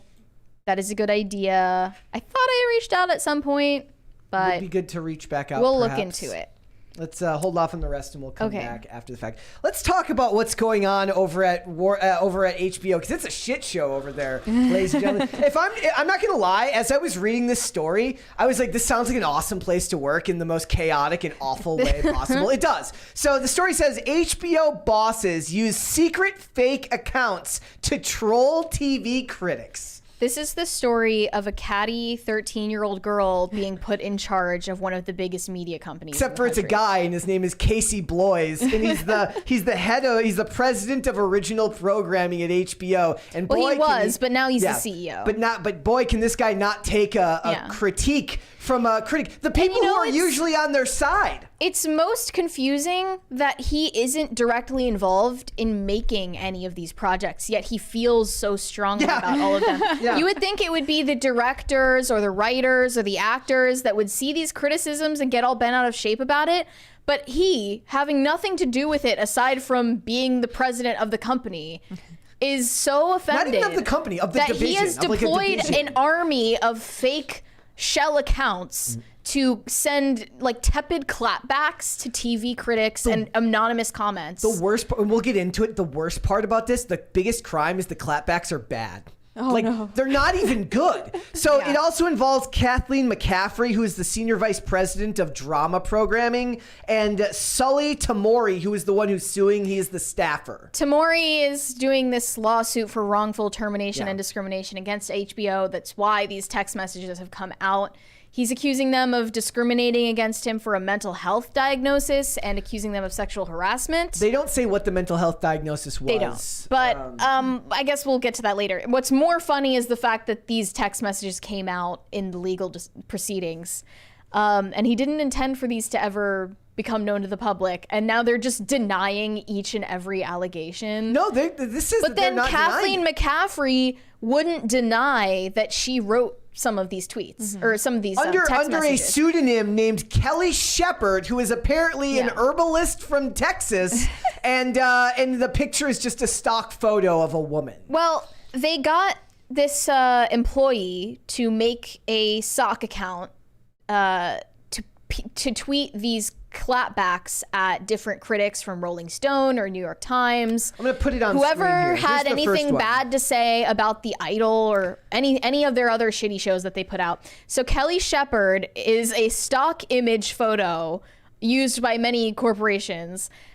Just a random woman who never intended to be embroiled in this controversy. Do you ever think? And her bio says she, her, mom, Texan, herbalist, aromatherapist, vegan. Do you ever think about those pictures now you see when people, those poor men and women who have done modeling for blank shirts that get like slogans put on them, that get just awful slogans written on them now? No clue. And they have no clue that it's like hate has a place here is now like a shirt you could probably buy, and that person now looks like he wears, and he's smiling. He's like in the picture, he and or she are smiling in a photo. You take a that's gamble if you become a stock image. It's basically like if you're a shirt model for like those blank shirts that can have things put on it. It's like the modeling version of like when they say don't ever like hold up a blank sign, like because somebody's gonna write something awful on that sign and you're gonna end up being the co-signer of whatever that was. Here's what the first person was: Alan Sepinwall from the Rolling Stone. He didn't like HBO's The Nevers. I never heard of this. This was a Joss Whedon show. So what's funny about this is I didn't watch the show.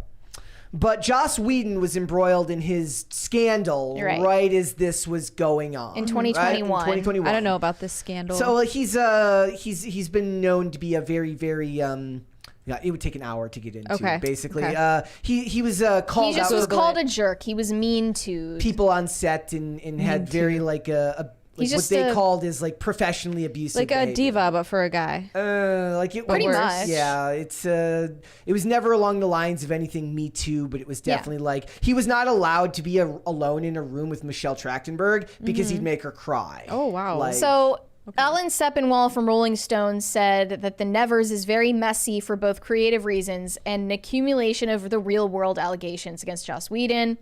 And Kelly Shepard, who was actually this grunt employee at HBO, said, Alan is always predictably safe and scared in his opinions. This is the clapback that they brainstormed together. These executives just high on coke, like you said, Brett. Just brainstorming together for the perfect clapback, and this is the best that they could come up with. Maybe they weren't on coke, because if they were on the drugs, they'd probably be better. So maybe that's Actually, what you're right. it is. It's like this is the downside of a drug-free workplace. I feel like usually like the Beatles talked about this, when you're on drugs and you make something, you think it sounds really good. And then when you're sober, you're like, this is absolute crap. You get So that sober could and then be you it look too. at your clapbacks on Twitter and you're like, this didn't really do what it was supposed to. My video editing was always way more awesome when I was just out of my gourd. Interesting. The Kelly Shepard account also replied to anonymous commenters, just complete nobodies, not TV critics, just random people. Because Casey Bloys, in all of his free time as the CEO of HBO Max, just decided to scroll Twitter all day looking for comments to be mad at.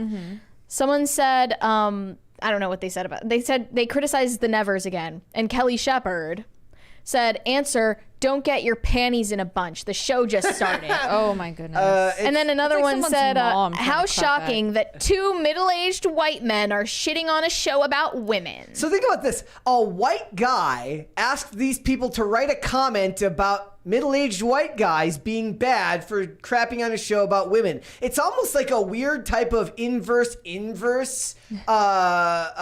Hypocritical. Male guilt? Like it's inverse guilt and chivalry, because he's using his own white identity to crap on a white identity in defense of women.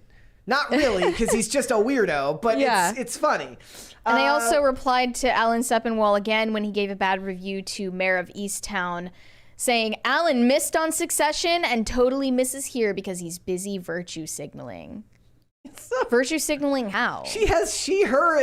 The fake profile. You're has literally she/her a in the she/her and pronouns. They should vegan have in just your hired bio. like a 13-year-old girl to write these clapbacks. She would have done a better job. Yeah, no, more They just say jealousy is a disease, way bitch. better. Get well soon. That's what they should have said. Hire The Mary. best version would be like Casey Bloys hires his 13-year-old niece to write clapbacks to people on Twitter and pays her in gaming currency. Yeah. That would be great. It's just the way that they text each other. It sounds like middle school girls gossiping about their friends. Yeah. I mean, but One said, Casey is looking for a tweeter. He's mad at Alan Sepinwall. Can our secret operative tweet at Alan's review? Alan is always predictably safe and scared in his opinions. Then we have to delete this chain, right? OMG, I got scared just now. LOL. Oh my God. it is fair to point out that beyond just making fun of all this, be aware of just how much your opinion actually does matter to these people. Because if they didn't believe that criticism was going to affect the work, they wouldn't employ methods like this. I mean, really, this is just one guy having an out-of-control ego, but that's incredibly common in the entertainment industry. And that proves the fact that Rotten Tomatoes had its scandal for a reason. Yep. And they found out that, 13% of the reviews for... What was it? It was like 13% of the reviews for The Idol were fake. Yeah.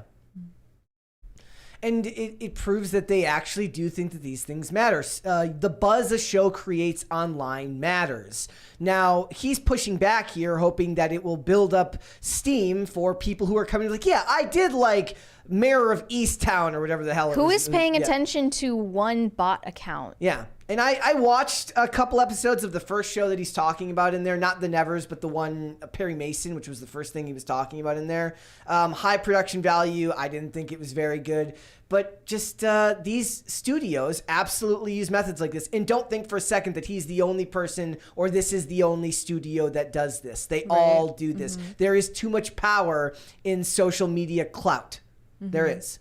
I would imagine that this is a very common occurrence. It says, I do also the love how messages fake the name provide is. a rare peek behind the scenes of television's upper brass and executives' concerns about how audiences react to online chatter about content. In the ever-increasingly anonymized digital age, it's a growing suspicion that PR firms and individual directors have used troll and bot accounts and other methods to combat lackluster reviews, turn the tide of conversation, drum up support for a social media campaign, or in this instance, be petty.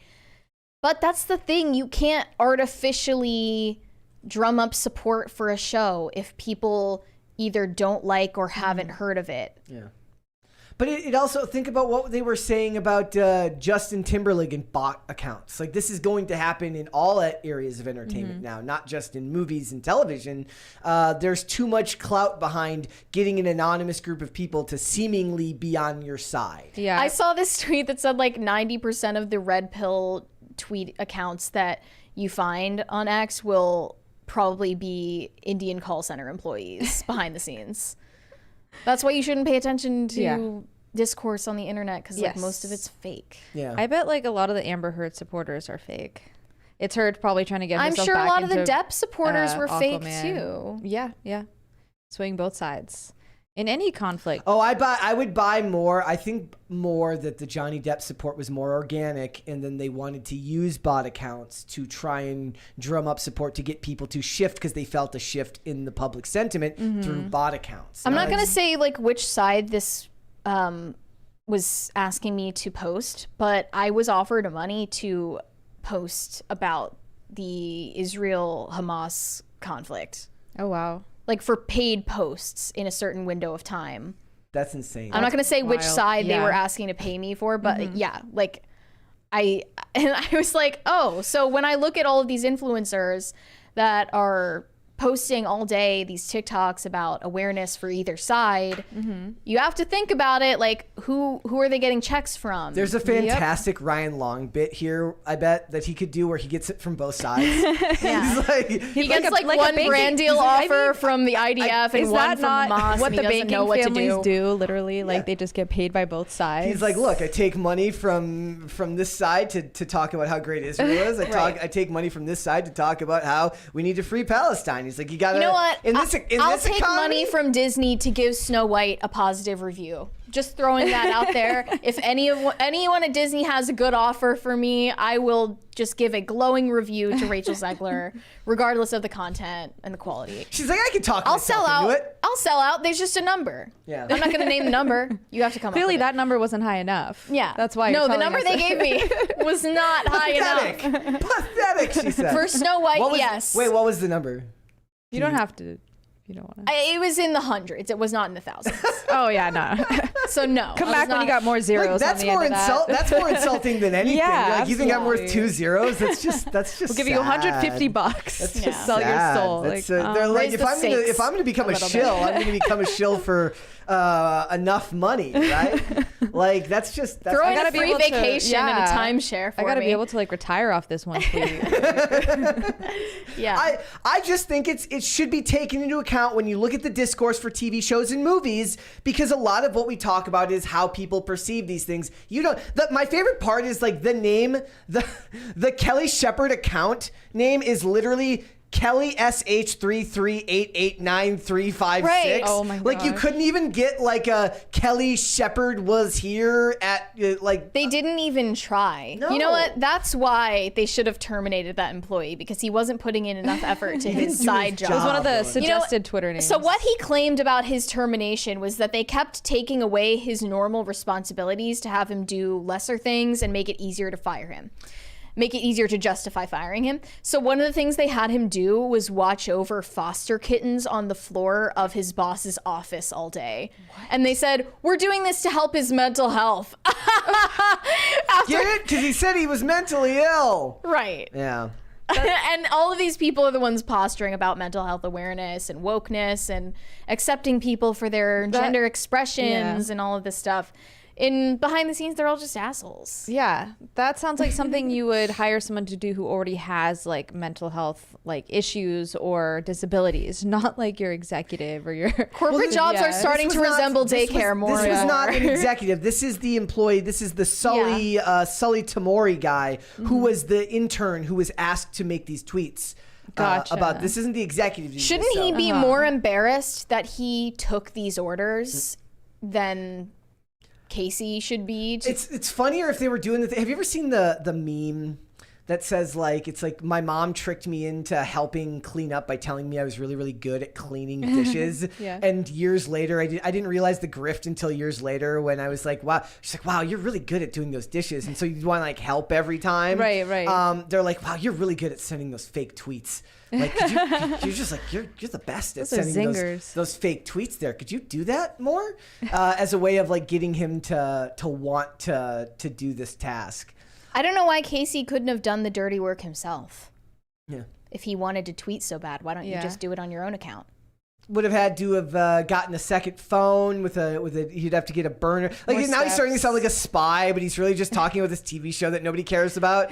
I never heard of most clapbacks. of these. Yeah. I heard of The Idol. Yeah, that's the only one I've heard of. The other ones, never heard of them in my life. So clearly HBO is doing something wrong. If they're not marketing these shows. What Casey should have done is just not read the comments. That's what he should have done. Yeah, Greatest but I mean, advice. if you care that much, go on your public account and clap back at them. Luffy is God says, so he made bad tweets and got to play with kittens. I want his job. Dude, same. But honestly, he should be more embarrassed that he is admitting to the world that he took these orders, hoping to like climb the corporate ladder at HBO. And now he's filing a lawsuit so that he's also suing The Weeknd as well as all these other people because of the show. Yeah. He was involved in the show, The Idol. But just be wary. Everything you see on the internet these days is in fact fake. None of it's real. All those videos we saw earlier of the woman making the video about dating, fake. This story, fake. Gina Carano, probably fake too. No, I don't. All of the one real thing on the internet. Everything seems What is fake. real? Everything seems fake these days. It's just none of it seems Tiffany real. Gomez is the only real thing we have. Oddly enough, she could be the only real thing. The only MF that is real is the one who left claims on that the she's internet. not real. She's still the only one we follow on the Casper Instagram. Staying strong. I almost followed Tim today, but I was like, nah. No. Yeah, just the one. you could find some other like. You should only follow viral accounts, but only for like the time in which they're viral. Or like I could follow like if Santa Claus has an official account. That would be great. Or like Sasquatch or. I remember I was like watching this video or this. They were talking about like how they do NORAD every year, like where Santa like it tracks Santa Claus, and people talking about how it's immoral to do that, and I'm like, just be a human being for once. Would you like get over yourself? They're kids. All right, let's go on and do some super chats. DCNC said to be a fly on the wall. Today's cringe lady on a date with Snow Bunny Killer. Oh, he was a Snow Bunny hunter, not a Snow Bunny killer. Wait, what? I forgot. He was a Snow Bunny hunter. Can you explain to her what the hell Snow Bunny hunter is? Yeah. So this girl put out some viral TikToks where she was on a first date with a guy who was the embodiment of every red pill stereotype, every red pill crypto bro, Rogan bro stereotype. He mentioned Jordan Peterson. He did all the buzzwords. He Ben Shapiro, etc. And he played her this song that he wrote about her called Snow Bunny Hunter, because he said, like, when I saw you in the club, I just thought you were the finest snow bunny I've ever seen in my life. And he made the song Snow Bunny Hunter, and it's playing right now. Yeah. I can. Yeah. So maybe he should go on a first date with that woman. It's not bad. Holy shit, what is that? Is this guy white? Can I ask? I don't know. He sounded white. Yeah. White House, they got a best of, she got a man. Pretty good. Petty head, she ready, let me fuck ya. Her singer. not bad, She a dude. sucker, little white bitch. She a So if that's the way you want to market your rap song, I'm a snow bunny hunter. I'm a snow bunny lover. more The power first to time them. I ever heard the word snow bunny were like when Twitter first came out. I had one 10 years ago when I was like in high school. Didn't tweet, like didn't have followers, and like this random like with 10,000 followers rapper messaged me and was like, Really? "Hey Snow Bunny, you want to be in my music video?" And I had to Google what Snow Bunny was. So he was and like, mind "Do you, I wanna was be like a-" in high school. He's like, you want to be a video What? vixen? yeah, high school that was girl. the first. Yeah. Also, I noticed that it's got the parental advisory sticker in there on this album. I saw the other day that I think yesterday was it was like in 1985 was when the parental advisory sticker was officially like mandated on certain albums.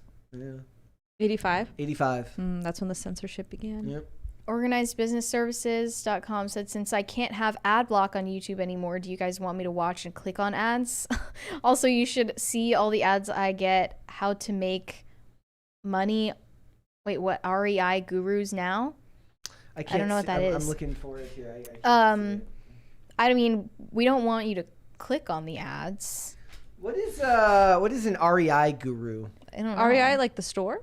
No, something else. I don't know. Have you ever seen that thing? It says like the 10th largest pyramid in the world is like a Bass Pro Shop.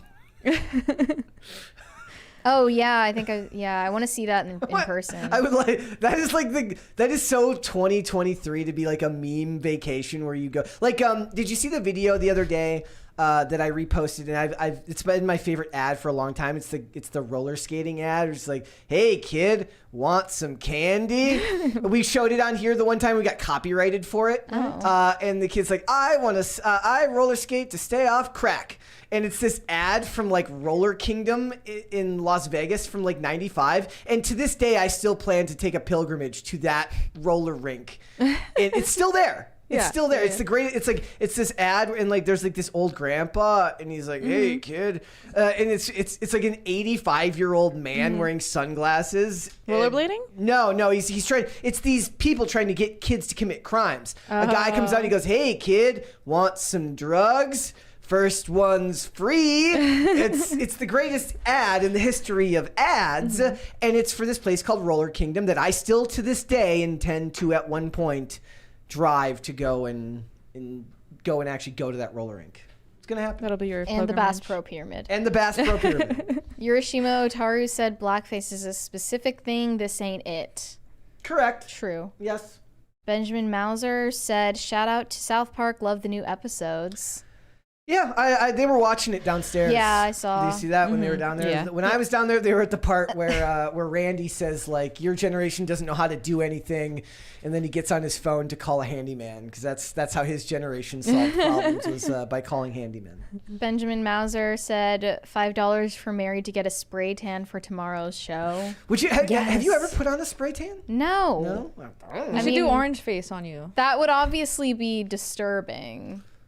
Maybe and less. it would cost more than $5, that's for sure. And maybe if you still had like dark hair, it wouldn't be as disturbing. No, it would be incredibly disturbing.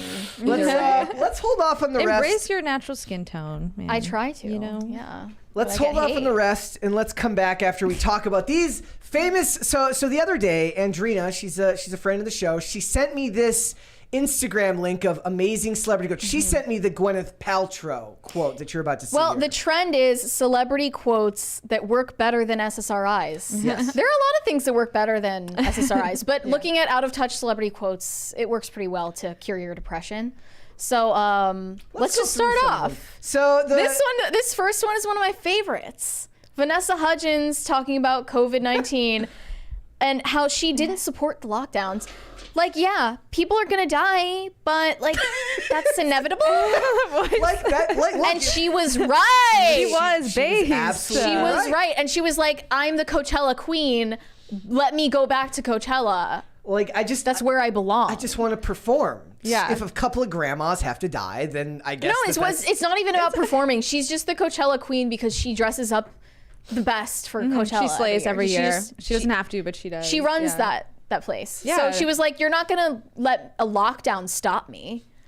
And she was right, and she was based.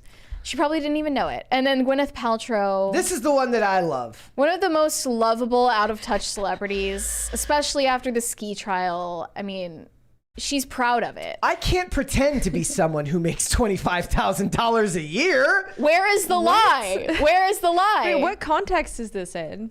Actually, I don't know. Like, that's the best part. Like, we might want to. Maybe I should look it up. Like, we should look through. Like, maybe we can like fact check this as we go and Did like they, figure out where these quotes come from. But try to hire her to play a character that made $25,000 a year. she's like, look, I don't know how to do She's like, that. Sorry, no, can't. She's like, what do I look like? A pauper? I'm not doing that. What?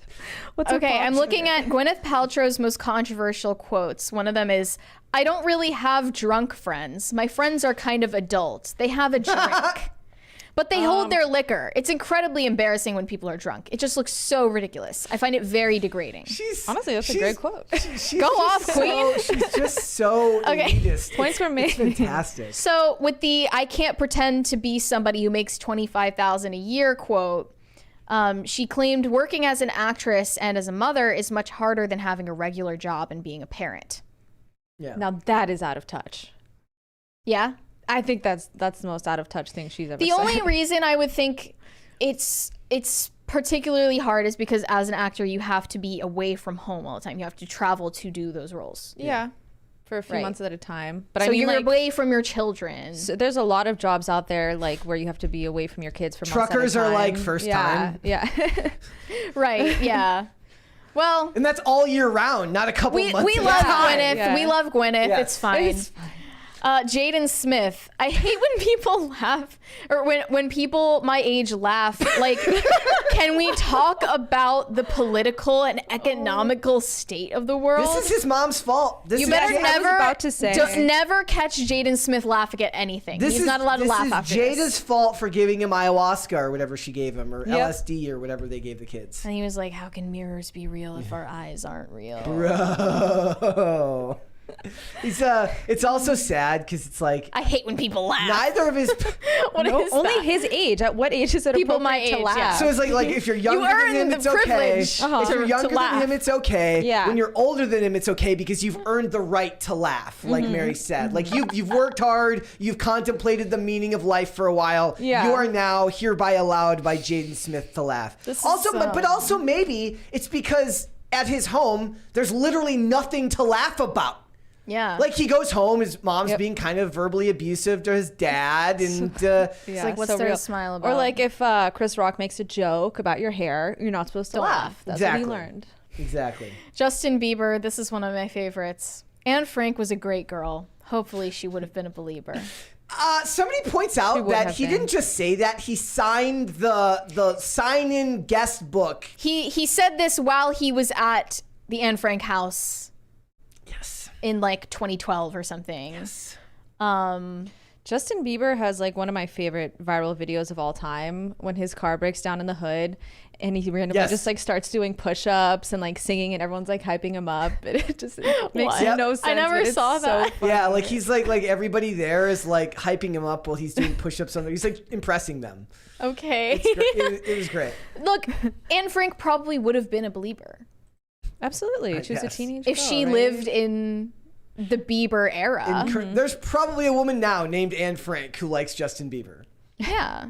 Somewhere out there. Yes. What's more confusing is that at the same time, The Fault in Our Stars came out, and there's a scene in that movie or in that book where they literally make out in the Anne Frank house, and everyone starts clapping.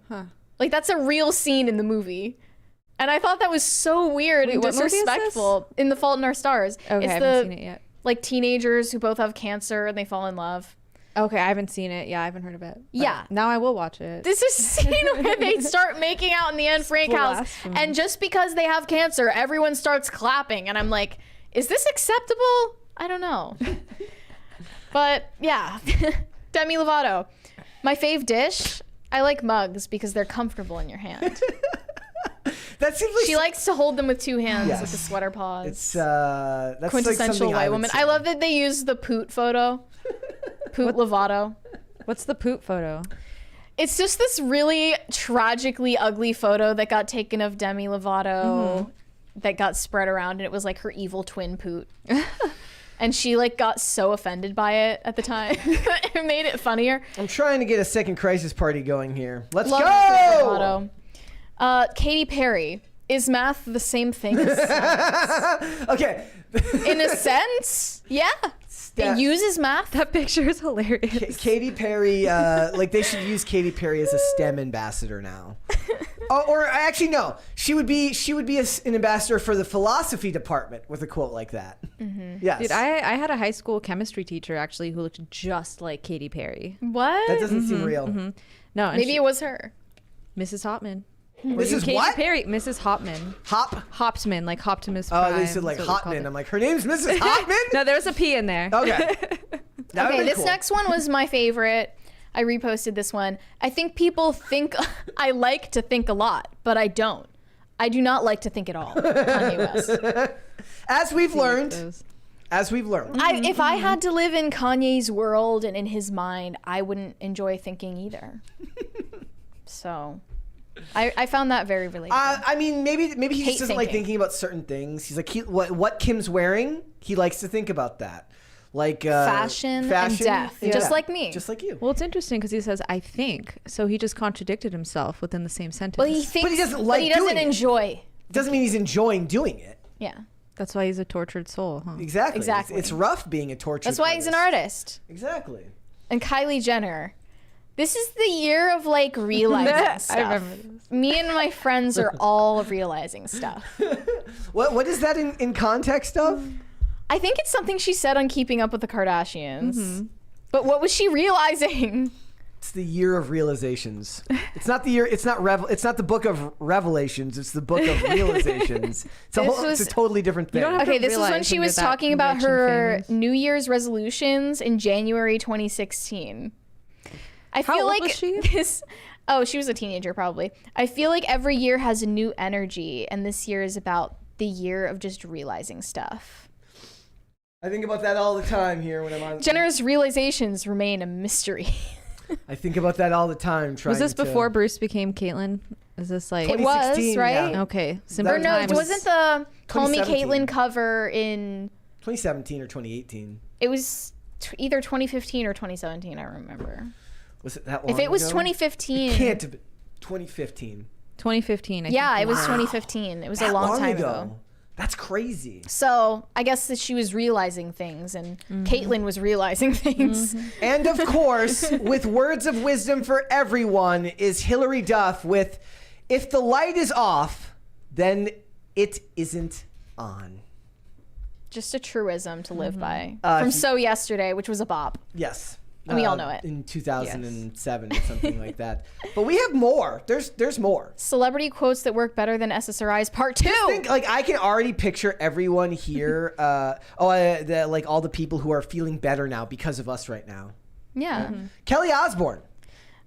This one got her in big trouble. Yep. If you kick every Latino out of America, then who will be cleaning your toilet, Donald Trump?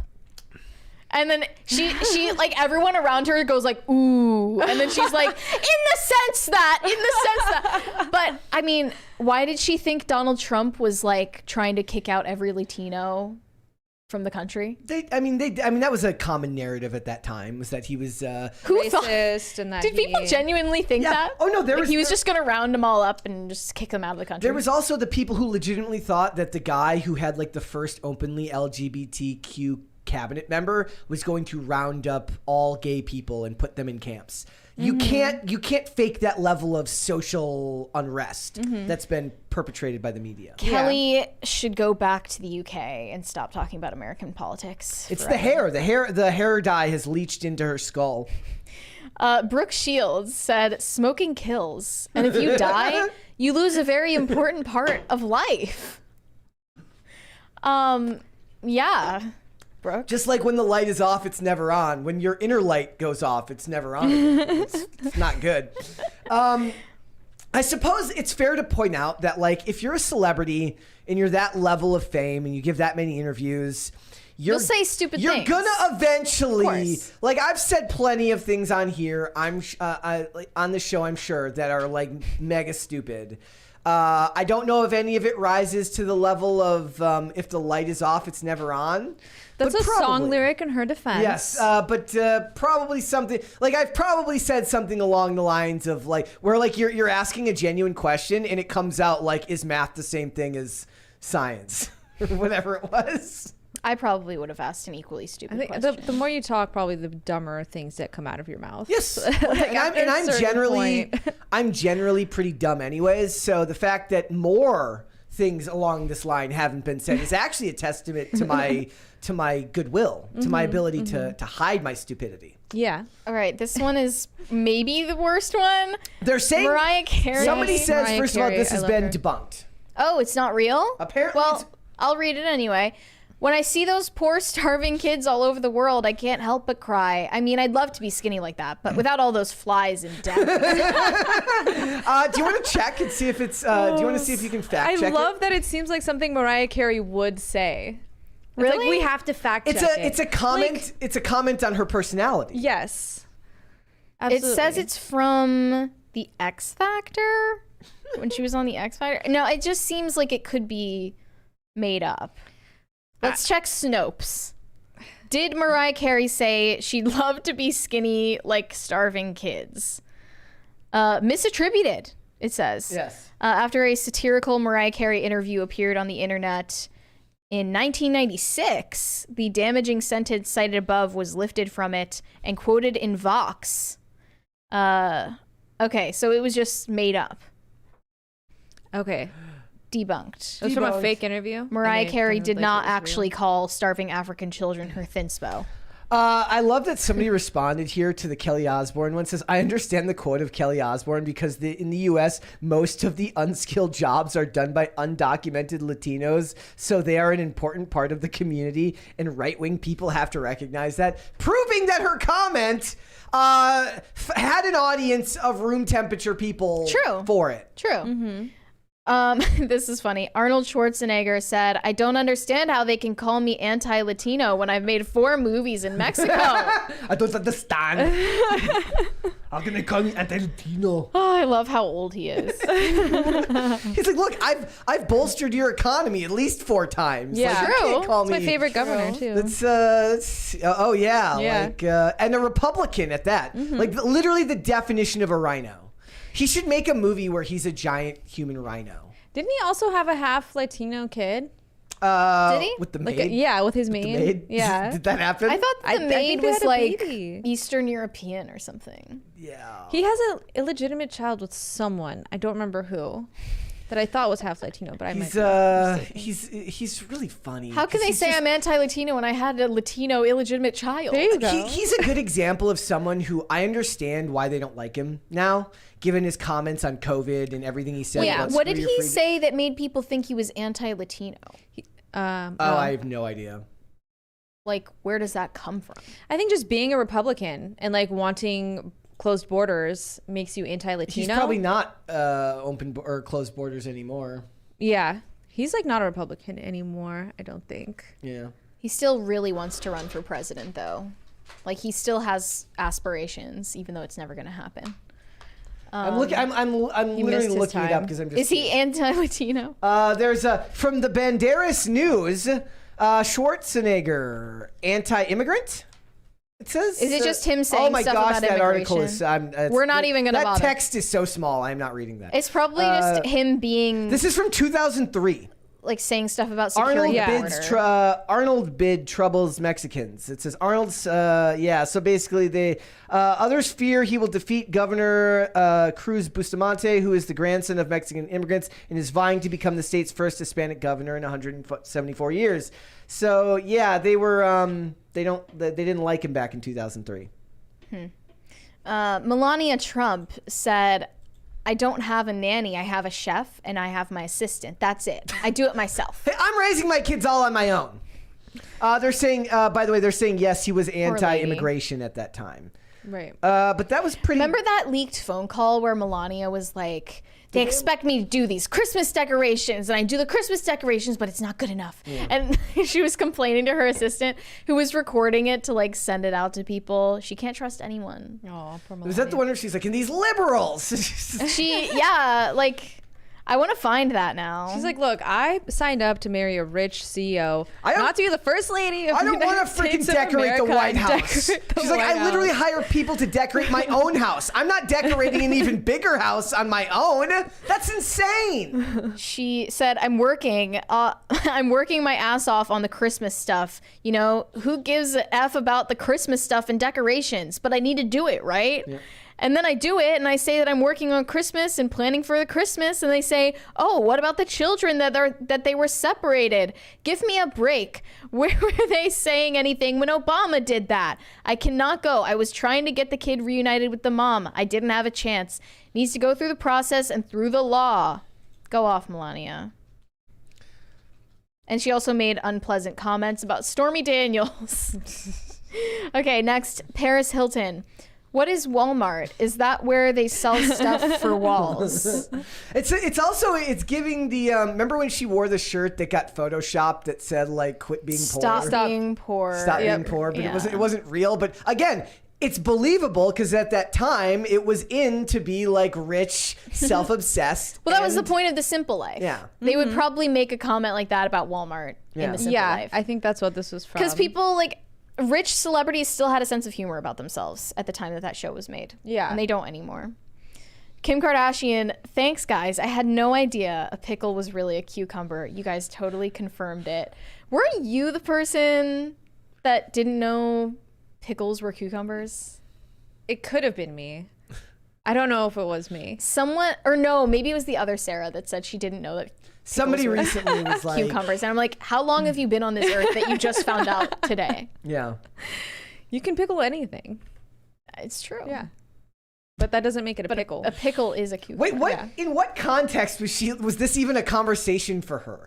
Wait, what was the thing we watched recently where she was like, one of them was like cutting was like trying to, one of the Kardashians was like trying to cut Kendall was trying to cut a cucumber and she couldn't do it because she's never done anything for herself. This was a tweet.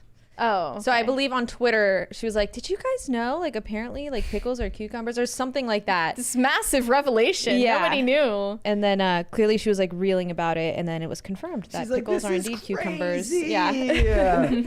I'm obsessed with this Mark Wahlberg one. About 9/11. To be fair, plenty of dads and men were probably saying he's speaking for men when he says this. If I was on that plane, it wouldn't have went down like that. There would have been blood in first class and me saying, okay, we're landing safely, don't worry. Wow, my hero. Is this a real? guy. I hope this is real. I don't even want to look it up. I'm just going to assume it's real. I'm not fact checking this. This is a pop culture show. It could be real, it could be fake. Who knows? And another plane related one from Adam Levine. I hate flying. Know why? Because no one really knows how planes work. You might have a Gen Z pilot who doesn't know how planes work. Also, holy effing F, that body of yours is absurd. That should be on this list. Somebody should have, one of the Halloween costumes I saw somebody wear this year was it was like an all white costume, and it said like, it was really nice going out with you. The other person says, yeah, it was nice going out with you. And says like, would you like to go out again? And then nothing and then nobody responds. So he's literally wearing it's a ghosted costume. Somebody should have worn their own version of the Adam Levine quote on them. Maybe like a bodysuit that's supposed to be like his tattoos, where it's like one of my favorite tweets was somebody said like, Adam Levine looks like he went to a tattoo artist and said, just give me stuff, because his body just is fuck my shit up. Yeah. This is, like, they could have worn same way that Ben Affleck did. Yeah. And Billie Eilish. All right, guys. Before we go, would you hit the like button on this video and subscribe to this channel if you have not done so already? Sara, thank you so much. Thank you guys for having me. Would you let everyone know where they can find you? Of course, and yeah. And coffee, of course. Yeah, and the coffee, mainly. Oh, we have That's why I'm Superchats. here. What am I doing here? We have Superchats. All right. Yeah. We'll finish them. I just thought that you wanted to stop the show. I don't know. I didn't.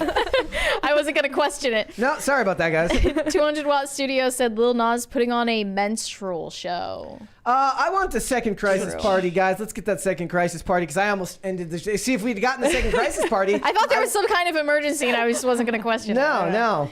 Pat the Plumber said, so you're saying Carano versus Zegler in a cage fight? Let's go! We know who would win. That's exactly what we're saying. Yep. The Dearly Departed said, my career is in the sciences, and the way the word science has been weaponized and misused causes unnecessary hostility and suspicion against normal nerds. Yeah, these Can days... you tell us if math is the same thing as science? Can you clear that up for us? See, it was actually a philosophical question. Thank you. Organizedbusinessservices.com said, and since I have no YouTube ad block, I get ads for OnlyFans. What? On YouTube? That's crazy. I'm just gonna throw this out there. YouTube ads usually are relevant to what your search history is. Ooh. So I don't know if you share a computer. So or is there something like with someone, but a department of? Just saying. Well, maybe somebody on OnlyFans has another company about organizing business services, and they advertise on OnlyFans. Unusable Alpaca said, cute of the day, pits are mine. I just set up my Twix name wrong and was too lazy to change it. I am the real alpaca. I'm usable, not perturbed. Okay. So they are two different people. So we have multiple alpacas. I also love how alpaca, like in television, there's this ongoing motif where if you want to show a person who has no prospects in life, no skills, and is generally desperate, you show them considering the idea of alpaca farming. What? Where like they alpaca farming is things that people dream about. Yes, but it's always used to show a character who's like, he's got no prospects, he's got ideas, but he never follows through on any of them. So it's like one day he wanted to work in advertising, one day he wanted to work in medicine. Mm-hmm. He even considered alpaca farming. I'm like, there's actual alpaca farmers who have made this a reality. Yeah, I would rather farm alpacas than yaks. There you go. But maybe yak farms are more Can you alpaca farm in America? Can't you? I don't see why not. I have no idea. Shane H. Wilder said The Chosen was given a waiver for season 4 filming. People who are going to see it and Kevin Sorbo would see it regardless, so SAG probably figured it wasn't worth the fight. Or maybe everyone at SAG is just super into religion and they're just hiding it. Yeah. Shane H. Wilder said, looked it up and Mary is right about packing peanuts. Yep. I'm telling you guys, we've been sleeping on them. Just because you're right, it's Whitney Houston said it best. Just because it's right doesn't mean it's okay. Okay, no, that's what I'm saying. It's not right, but it's okay. But it's okay. Did you say that? There's a song. It's not right, but it's okay. It's not right. It's right and it's okay. It's not right, Brett. but it's okay. Bucky Ducky said, Mary has strong morals unless money is involved. Love it. I'm dangerously in close case to you were that crisis wondering, party, guys. I was kidding about Disney giving me a payout to give a good review to Snow White. I hoped that was obvious there has to be everyone. like a morality to like payout ratio. How about a crisis pantry? It better be something that sets me up for life to praise Rachel Zegler. Shane H. Wilder said, because of the Mocha controversy, I had to join the fray. After PCC, go see The Fast and the Furious with Brett, Mary, Olivia, and Mocha. What is this? You did not do this to me. You did not. You did not. We missed a $20 one here. Did we? From Nate? Oh, sorry. Sorry said about Brett that. about fake internet reminded me my family was driving through Colorado past a horse ranch. I point them out to my 4-year-old daughter, who responds without hesitation, "Aw, fake." She knows something we don't. What? Well, the horses are not real. Birds aren't real. It's a simulation. Shane has this he calls it post-reality that he talks about these days. Like everything that you're seeing in the world, it's so absurd now that it's post-reality. And I saw this article. He believes in dead internet theory as well. But I saw this article on Indy 100 today that was like, people are boycotting McDonald's because of Israel and Palestine. And I'm like, what? Huh? That's the point, right? Like, what did McDonald's do? What is let me see if I can find the it was just really, I was just like, this is insane that this is the type of thing that people I feel like boycotting McDonald's would be more an American thing because we have the most obese people. Why there are calls to I know some people who need to boycott McDonald's. It says why there are calls to boycott McDonald's amid the Israel Guys, we're Hamas boycotting war. McDonald's because they're unethical. Yes. We're boycotting actually all of the fast food restaurants. Suddenly you're a bad person if you go to them. This is a real headline. Why are there calls to boycott McDonald's amid the Israel-Hamas war? Until everyone gets their BMI under control, we're going to be boycotting McDonald's. Yep. I can stand by that. I want the crisis pantry. We're almost there. Okay, let's go back to where we left off. Sorry to Nate about missing that $20 one. Dearly Departed said, I throw you guys money not watching ads ever. Well, thank you. Keep your ad blocker. OrganizedBusinessServices.com said, real estate investing gurus. I want my ad block back. Yeah. Is it still work on Brave and it's just not working on other Chrome browsers, maybe? It works for me and I'm using Brave, so yeah. Dearly Departed said, start a kosher hot dog shop called Anne's Franks. Let's go. Let's go, question mark. I guess. Oh, no. Someone clip that. Someone clip that, please. Oh. That's like I thought about it. You're like lost faith. You're like, let's go. Shane H. Wilder said, my favorite celeb quote is, were you trying to disclaim that? It didn't even take that long. I say stupid stuff on here all the time. It didn't even take that long. My fave celeb quote is, outside of a dog, a book is a man's best friend. That's because inside a dog, it's too dark to read. Groucho Marx. No. The ninja from Pop Culture Planet said Dee Snider is the best for fighting for that label. Also, I mean, I don't know what he's talking about in reference to, but Dee Snider is like the one who's like, he's the one who's been recently saying like conservatives are the only ones who are not pro censorship right now. Okay. Just because he said Snyder, that reminded me they also called out the fact that a huge amount of people calling for a Snyder cut of Justice League are bots. No, I'm sorry, not Dee Snider before the chat blows me up. No, Dee Snider's nuts, if I remember correctly. He's like the anti-Trump dude. Never mind, I had that wrong. I don't know. His most recent tweet says, I'm thinking of something else. It's the Twisted Sister dude who got really mad at Trump for using the yes, yeah. like we're not going to take it or whatever. Yeah. Dearly Departed. Who am I thinking of, chat? Can somebody let me know who I'm thinking of? Oh, keep going. Dearly Departed said Paris Hilton is all about redefining stereotypes. She demonstrates one doesn't need to be poor to be white trash. Damn. Ouch. I liked her baby pictures. I thought they were wrong cute. with the people were being mean on the internet. Granted, the baby will probably never read them, but he'll grow into his skull. Fine. It's fine. He'll probably be really tall. Pat the plumber said pickles are made from special grown cukes. Cucumber. True. DCNC said thanks for sharing the silly Hollywood quotes. That was fun. You're welcome. We can do more stuff like that all the time. I like that. We can find other segments and stuff to do. It's it's like a bit of a time capsule to think about. Like now we're gonna have to think about it. In like 5 years, we're gonna have lame social justice quotes from lame celebrities, which would be way less fun. The fun's over. Thank you.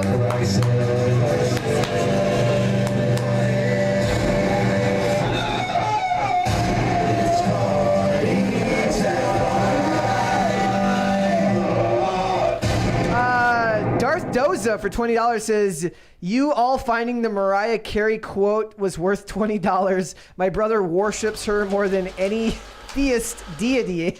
Being able to send him proof of her saying something that level of stupid made my day. Bro, you might want to, I don't know how honest you want to be with your brother, but you it never happened. It never happened, but just that depends on how honest you want to be with your brother. You could just leave out the part where we fact checked it. I'd prefer if you didn't make us look super dishonest, but if it means a battle with your brother being won, I suppose that's our cross to bear. Hiroshima Otaru said alpacas spit, Mary, so be careful on your farm. And thank you. Oh, do they? They do. B Hammer. I was thinking of Sid Vicious, not Dee Snider. Thank you. Perturbed Alpaca said, I am the first alpaca, perturbed by your shenanigans unto death. Oh.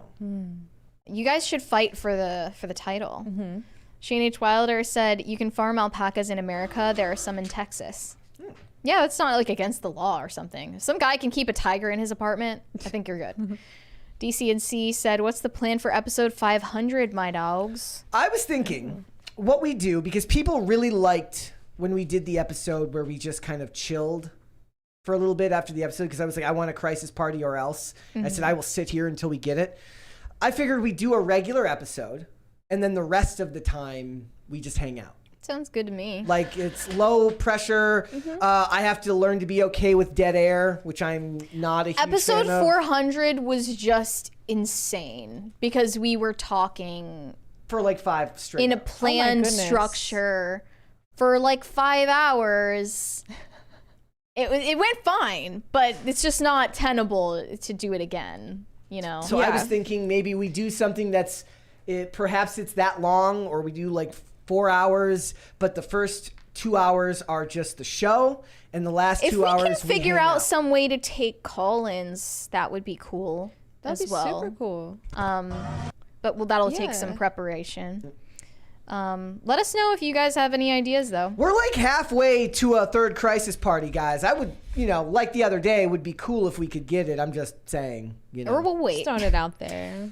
I'll wait. Platty I'll do it again. Said, Brett, pull up X for the Shane video. I have it here, ladies and gentlemen. He put this up. What is There will be no justice for Mocha. Oh, see, it's a cute No justice, cat. no peace. Oh, Mary. Adorable. Me looking like a demon. Olivia will have to confirm whether that's what she actually looks like. It's all real. It really happened. It's all real. But there will be, I'm sorry, but that I like that the cat is Vin Diesel. Is that what that is? Make it go. Okay, I can make it go away. Thank goodness. Okay. Goodbye, Mocha. There will be no justice for you. Bucky Ducky said, Brave has a built-in one. It works 100% of the time. Perfect. Pat the Plumber said, my BMI is not in control and I refuse to not live Moss. That is completely understandable, my friend. I completely understand not wanting to do anything other than live Moss. Yeah. Darth Doza said, oh no, we already read that one. DC&C said, the following clip show is presented by Shane H. Wilder. Yep, and we did... Always, we do appreciate it. Yep. OrganizedBusinessServices.com said it was not OnlyFans, guys. It was a site like OnlyFans, dating sites. Okay, I will go Brave, and I do SEO, so I have to keyword research. Okay. Have you ever seen that meme? It's like an actual store that sells fans called OnlyFans, and it says like, so this is where everyone's working now. And I laugh at that because it looks the store looks ridiculous and fake. But there is a store over here that I made a video about. Like I was on my Instagram. It's this rail that we skate is in this little mini mall, and it's a store called The Vacuum Store, and it's all the vacuums on the front are from like the 90s or the 80s. It's a front. It's either a CIA front, and then the building next to it, so it says vacuum store, and then the store next to it says barber shop, and then the window next to it is like empty and there's nothing there. So I just figured like the barber shop might be real. The vacuum store with the 80s vacuums is definitely like a CIA front, and the other one was probably like a travel agency that Mossad was running in the 90s. It's all fake. Is the store ever open? Okay, so it has hours on there,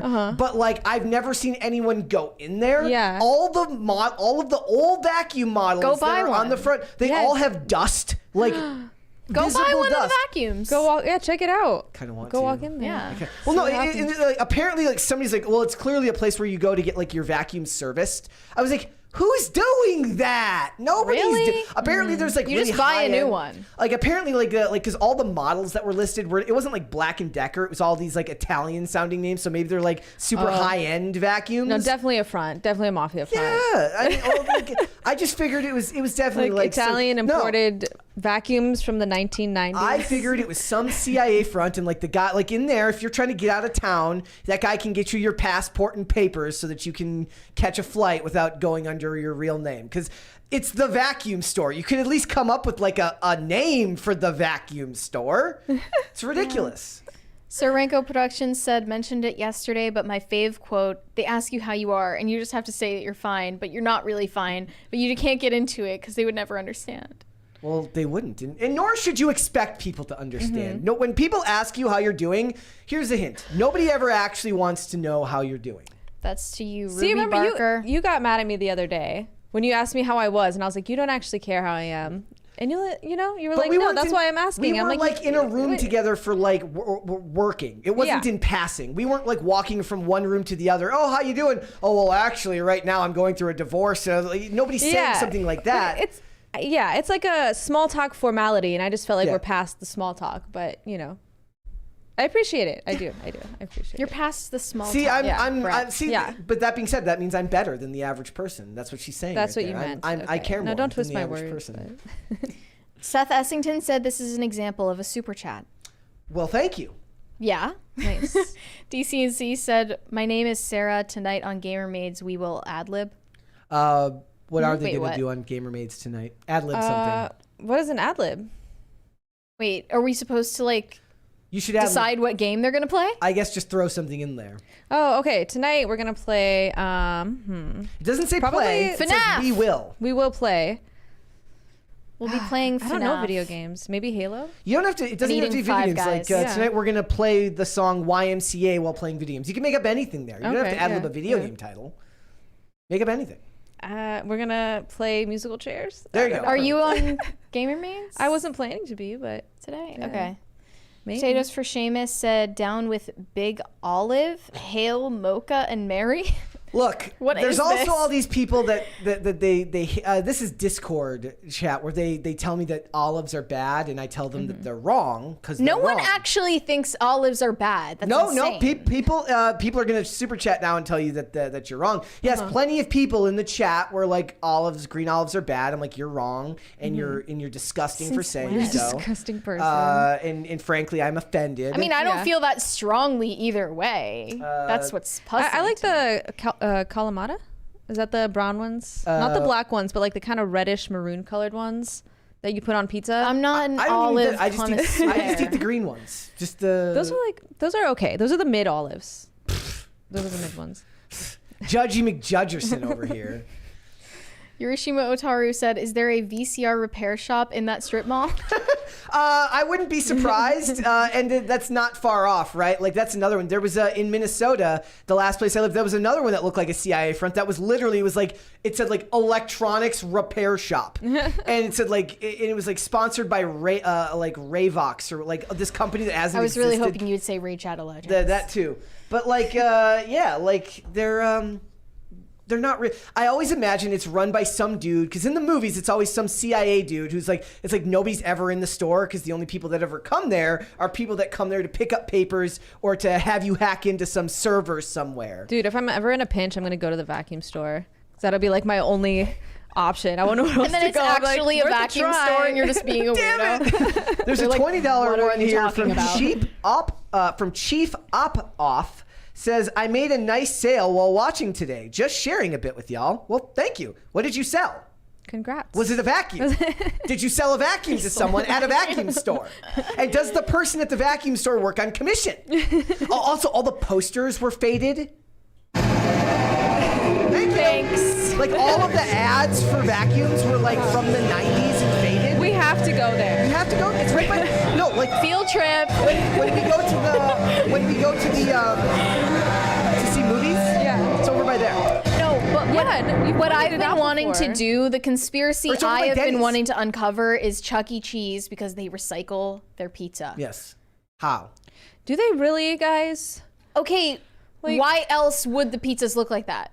Because Because they're delicious. they just denied. They said, yeah, we don't recycle the pizzas. But they didn't actually explain why they look like that. What do they look like? Like the pieces don't fit They're together? jagged. They're not. It's not one pizza. Oh, It looks like they no. took chunks of pizzas from people's no. tables. It is totally and just recycled. put some cheese over it and bake so it again. gross. Melt the cheese over it so you can't see the lines. How about if you go to Chuck E. Cheese for a birthday party, just like order Domino's there, like to get delivered to the order Chuck E. it Cheese? in? No, I specifically, I'm Bring sick, so I DiGiorno. want to try the recycled pizza. Yeah, honestly, Build up my immune system. It's It's good. not bad. I like I said, I ordered it off Uber Eats once. Chuck But I E. want Cheese to go pizza? in You could do that? person. I want to have the whole experience. Yes. I want to be around the kids that are gambling and the drunk parents, the people getting in fights, And the evil rat. everything. And the Yeah. evil animatronic rat. Yeah, exactly. But it's over by the. It's about the atmosphere. The vacuum store. Vacuum store. It's not just the food; it's the Yeah. atmosphere. Shane H. Wilder said, "Thanks, Tacti Platty. You're a real one." High Voltage 75 said, "Not gonna lie, Gamermaid's theme song is seriously a bop." It goes hard. It does. Carter did an awesome job. Seth Essington said, "Whatever happened to Corn Pop?" Who knows? Did we get dearly departed? He's above there. Old vacuums? Yeah. No, it's below. Oh, on mine it's. Dearly Departed said old vacuums are of better quality than new models. Well, maybe actually a good his point. vacuums. Tell that just, to Leonardo DiCaprio, won't you? Maybe this guy's vacuums just stand the test of time. I have no Yeah. idea. But all of the dust on the window models tells me that he's not exactly selling out. He's not using his own vacuums in the store. Yes. Clearly. Yes. Look, a vacuum in the 50s was a lifetime investment. Now they're all pieces of crap. They say the same thing. It's Yeah. like there's the meme of like the refrigerator. It says like your refrigerator today. It's like it breaks down after 2 years. Your refrigerator from the 50s. It's like I am life itself. I will outlive you, your kids, your grandkids, and your grandkids. We got a grandkids. $20 from Darth Doza. $20 says black olives are great on pizza. Then again, I like pineapple on my pizzas sometimes. I don't like black do olives. too. I like green pineapple olives on on pizza.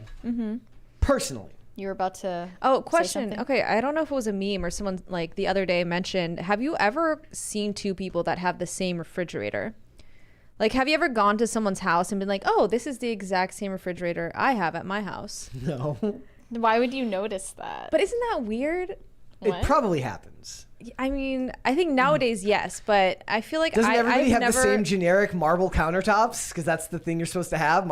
Is that still a thing? Are you still supposed to? They're usually vinyl made to look like marble these days. Also, dude, the other thing that's crazy when I was watching Toxic RV Family Channel, all of these RVs have like full-sized refrigerators in them, not like full-sized ones with like those are the the ice bougie machine. RVs. Yeah, super. Like this one, she's like, "Look at this RV, it's huge. I can run from one end to the other." I'm like, "You're just telling us you're rich." That's what you're telling us. Just buy a house at that point. Why invest so much in an RV? Well, in this one, she didn't live in that one. Because she also gets paid to like do tours of RVs from these companies. Oh, cool. Must be nice.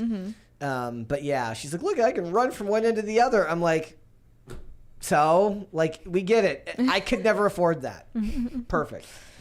This is like really wearing on you, following the family travel. I hate watching at this point. It kind of is. Yeah, it's like destroying your I life. unfollowed the account, and I unfollowed the account, and evil Zuckerberg is still putting it in my For You page.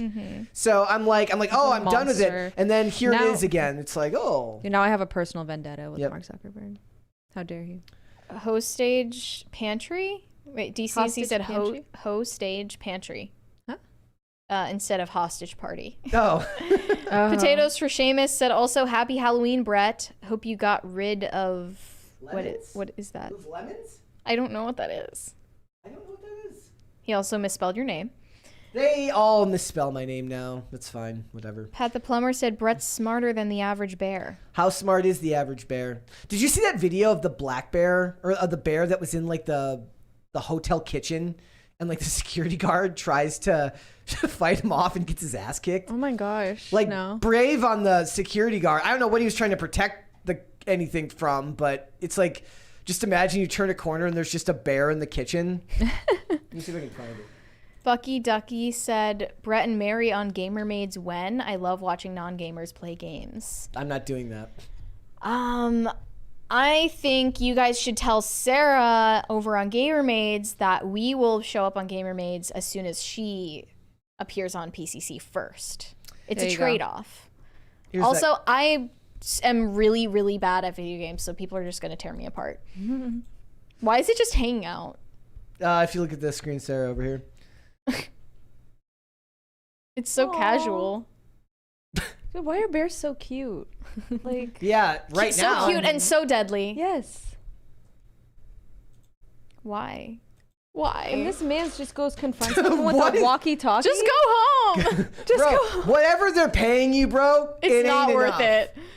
it. Well, he can put it on his resume now. There's a video of like a bunch of rednecks and this guy. Oh my gosh. It pushed him. Oh, I got scared. Like you snuck up on him, dude. Yeah, he's being I don't a like this. He threat. deserved it. There's this video of a bunch of rednecks and this guy has like a cigarette in his mouth and he's just like shooing this black bear out of their fence and they keep yelling his name like Fred, stop, and he's just like nonchalantly like shuffling this bear out of their backyard, and at one point he gets scratched and he's just unfazed, just total alpha male. Like, Nice. yeah. Dearly Departed said, would Mary eat alpaca peanuts? I don't know what Packing that is. peanuts. Like Alpacan peanuts. Peanuts. Okay. 1,000 Foot Deep End said olives are absolutely bad. Wrong. Pat the Plumber said, I second that. High 75 said, I third that. Wrong. They are wrong, just for the record. Shane H. Wilder said, oh, and just wait until episode 500. I had to go into the PCC archives for it. All I'll say is I played hard off the fact that it's episode 500. Okay. Okay. Maybe what it is like Looking it's both forward of us. to it. It's giving us. It's both of us like having like 10 good takes and 10 bad takes. So we're batting 500 on everything. It's all our bad takes and good takes together. DC and We're like halfway to a fourth crisis party. I'm just saying that we're almost done here, but we got one more. Yeah. Here. DCNC said, I was completely smashed at a house party university days and wouldn't shut up about someone having the same dishwasher model for about 20 minutes. There you go. Why You was that never so see it. remarkable? You never see the same 2 appliances at someone's house. Like, how many manufacturers can there be? How many models? This is not nearly as interesting as you seem to think it is. It's because I watched the movie The Mandela Effect yesterday. There you go. So, like, everything's a simulation. Or you watch house flipping shows. Maybe it's that. Yeah. And one more from High Voltage 75 says they ended up euthanizing that bear. R.I.P. Literally, it's like Harambe all over again. That's awful. Shouldn't have done that. R.I.P. that bear. Well, isn't it true that like if you feed like a bear, it's gonna come back? Like it will. Yeah. Like they're all gonna come back. Like if you- raccoons yeah. do that, Bad. cats. Yeah, do not feed wild animals. All right, guys. Before we go, would you hit the like button on this video and subscribe to this channel if you have not done so already? Now, this time, Okay. Sarah. Is it for real this time? It's for real this Okay. time. Tell us where we can find the coffee. Yeah, you can get the coffee at castbrew.com, and you can follow us on X for updates. We are at Castbrew Coffee. You can follow us on Instagram as well for memes at Castbrew_coffee. You can follow me at Lady Sells Coffee on X as well. Perfect. I love how we were like, they euthanized the bear. Anyway, follow me on Instagram. You can send me validation on Instagram at Mary Archived, or you can send me hate on X. That is also Mary Archived. All right, guys. And if you want to follow me, actually, first before we go, remember episode 500. What is that? Is it like 2 weeks, 3 weeks away? When you think I'll about it? count. Yeah. It's math is hard. It's very Math class is tough. Math class is tough. All right, guys, if you want to follow me, you can follow me on Instagram and Twitter at Brett Dasovic on both of those platforms. PCC is here 5 days a week, Monday through Friday, 3 p.m. Eastern Standard Time, noon Pacific. Amazon Music, Apple Podcasts, Pandora, and Spotify if you'd like to listen to this show rather than watch it. And if you want to follow the show on social media, we are on Twix at popculture_show, Facebook and TikTok at Pop Culture Crisis, Instagram at Pop Culture Crisis Pod.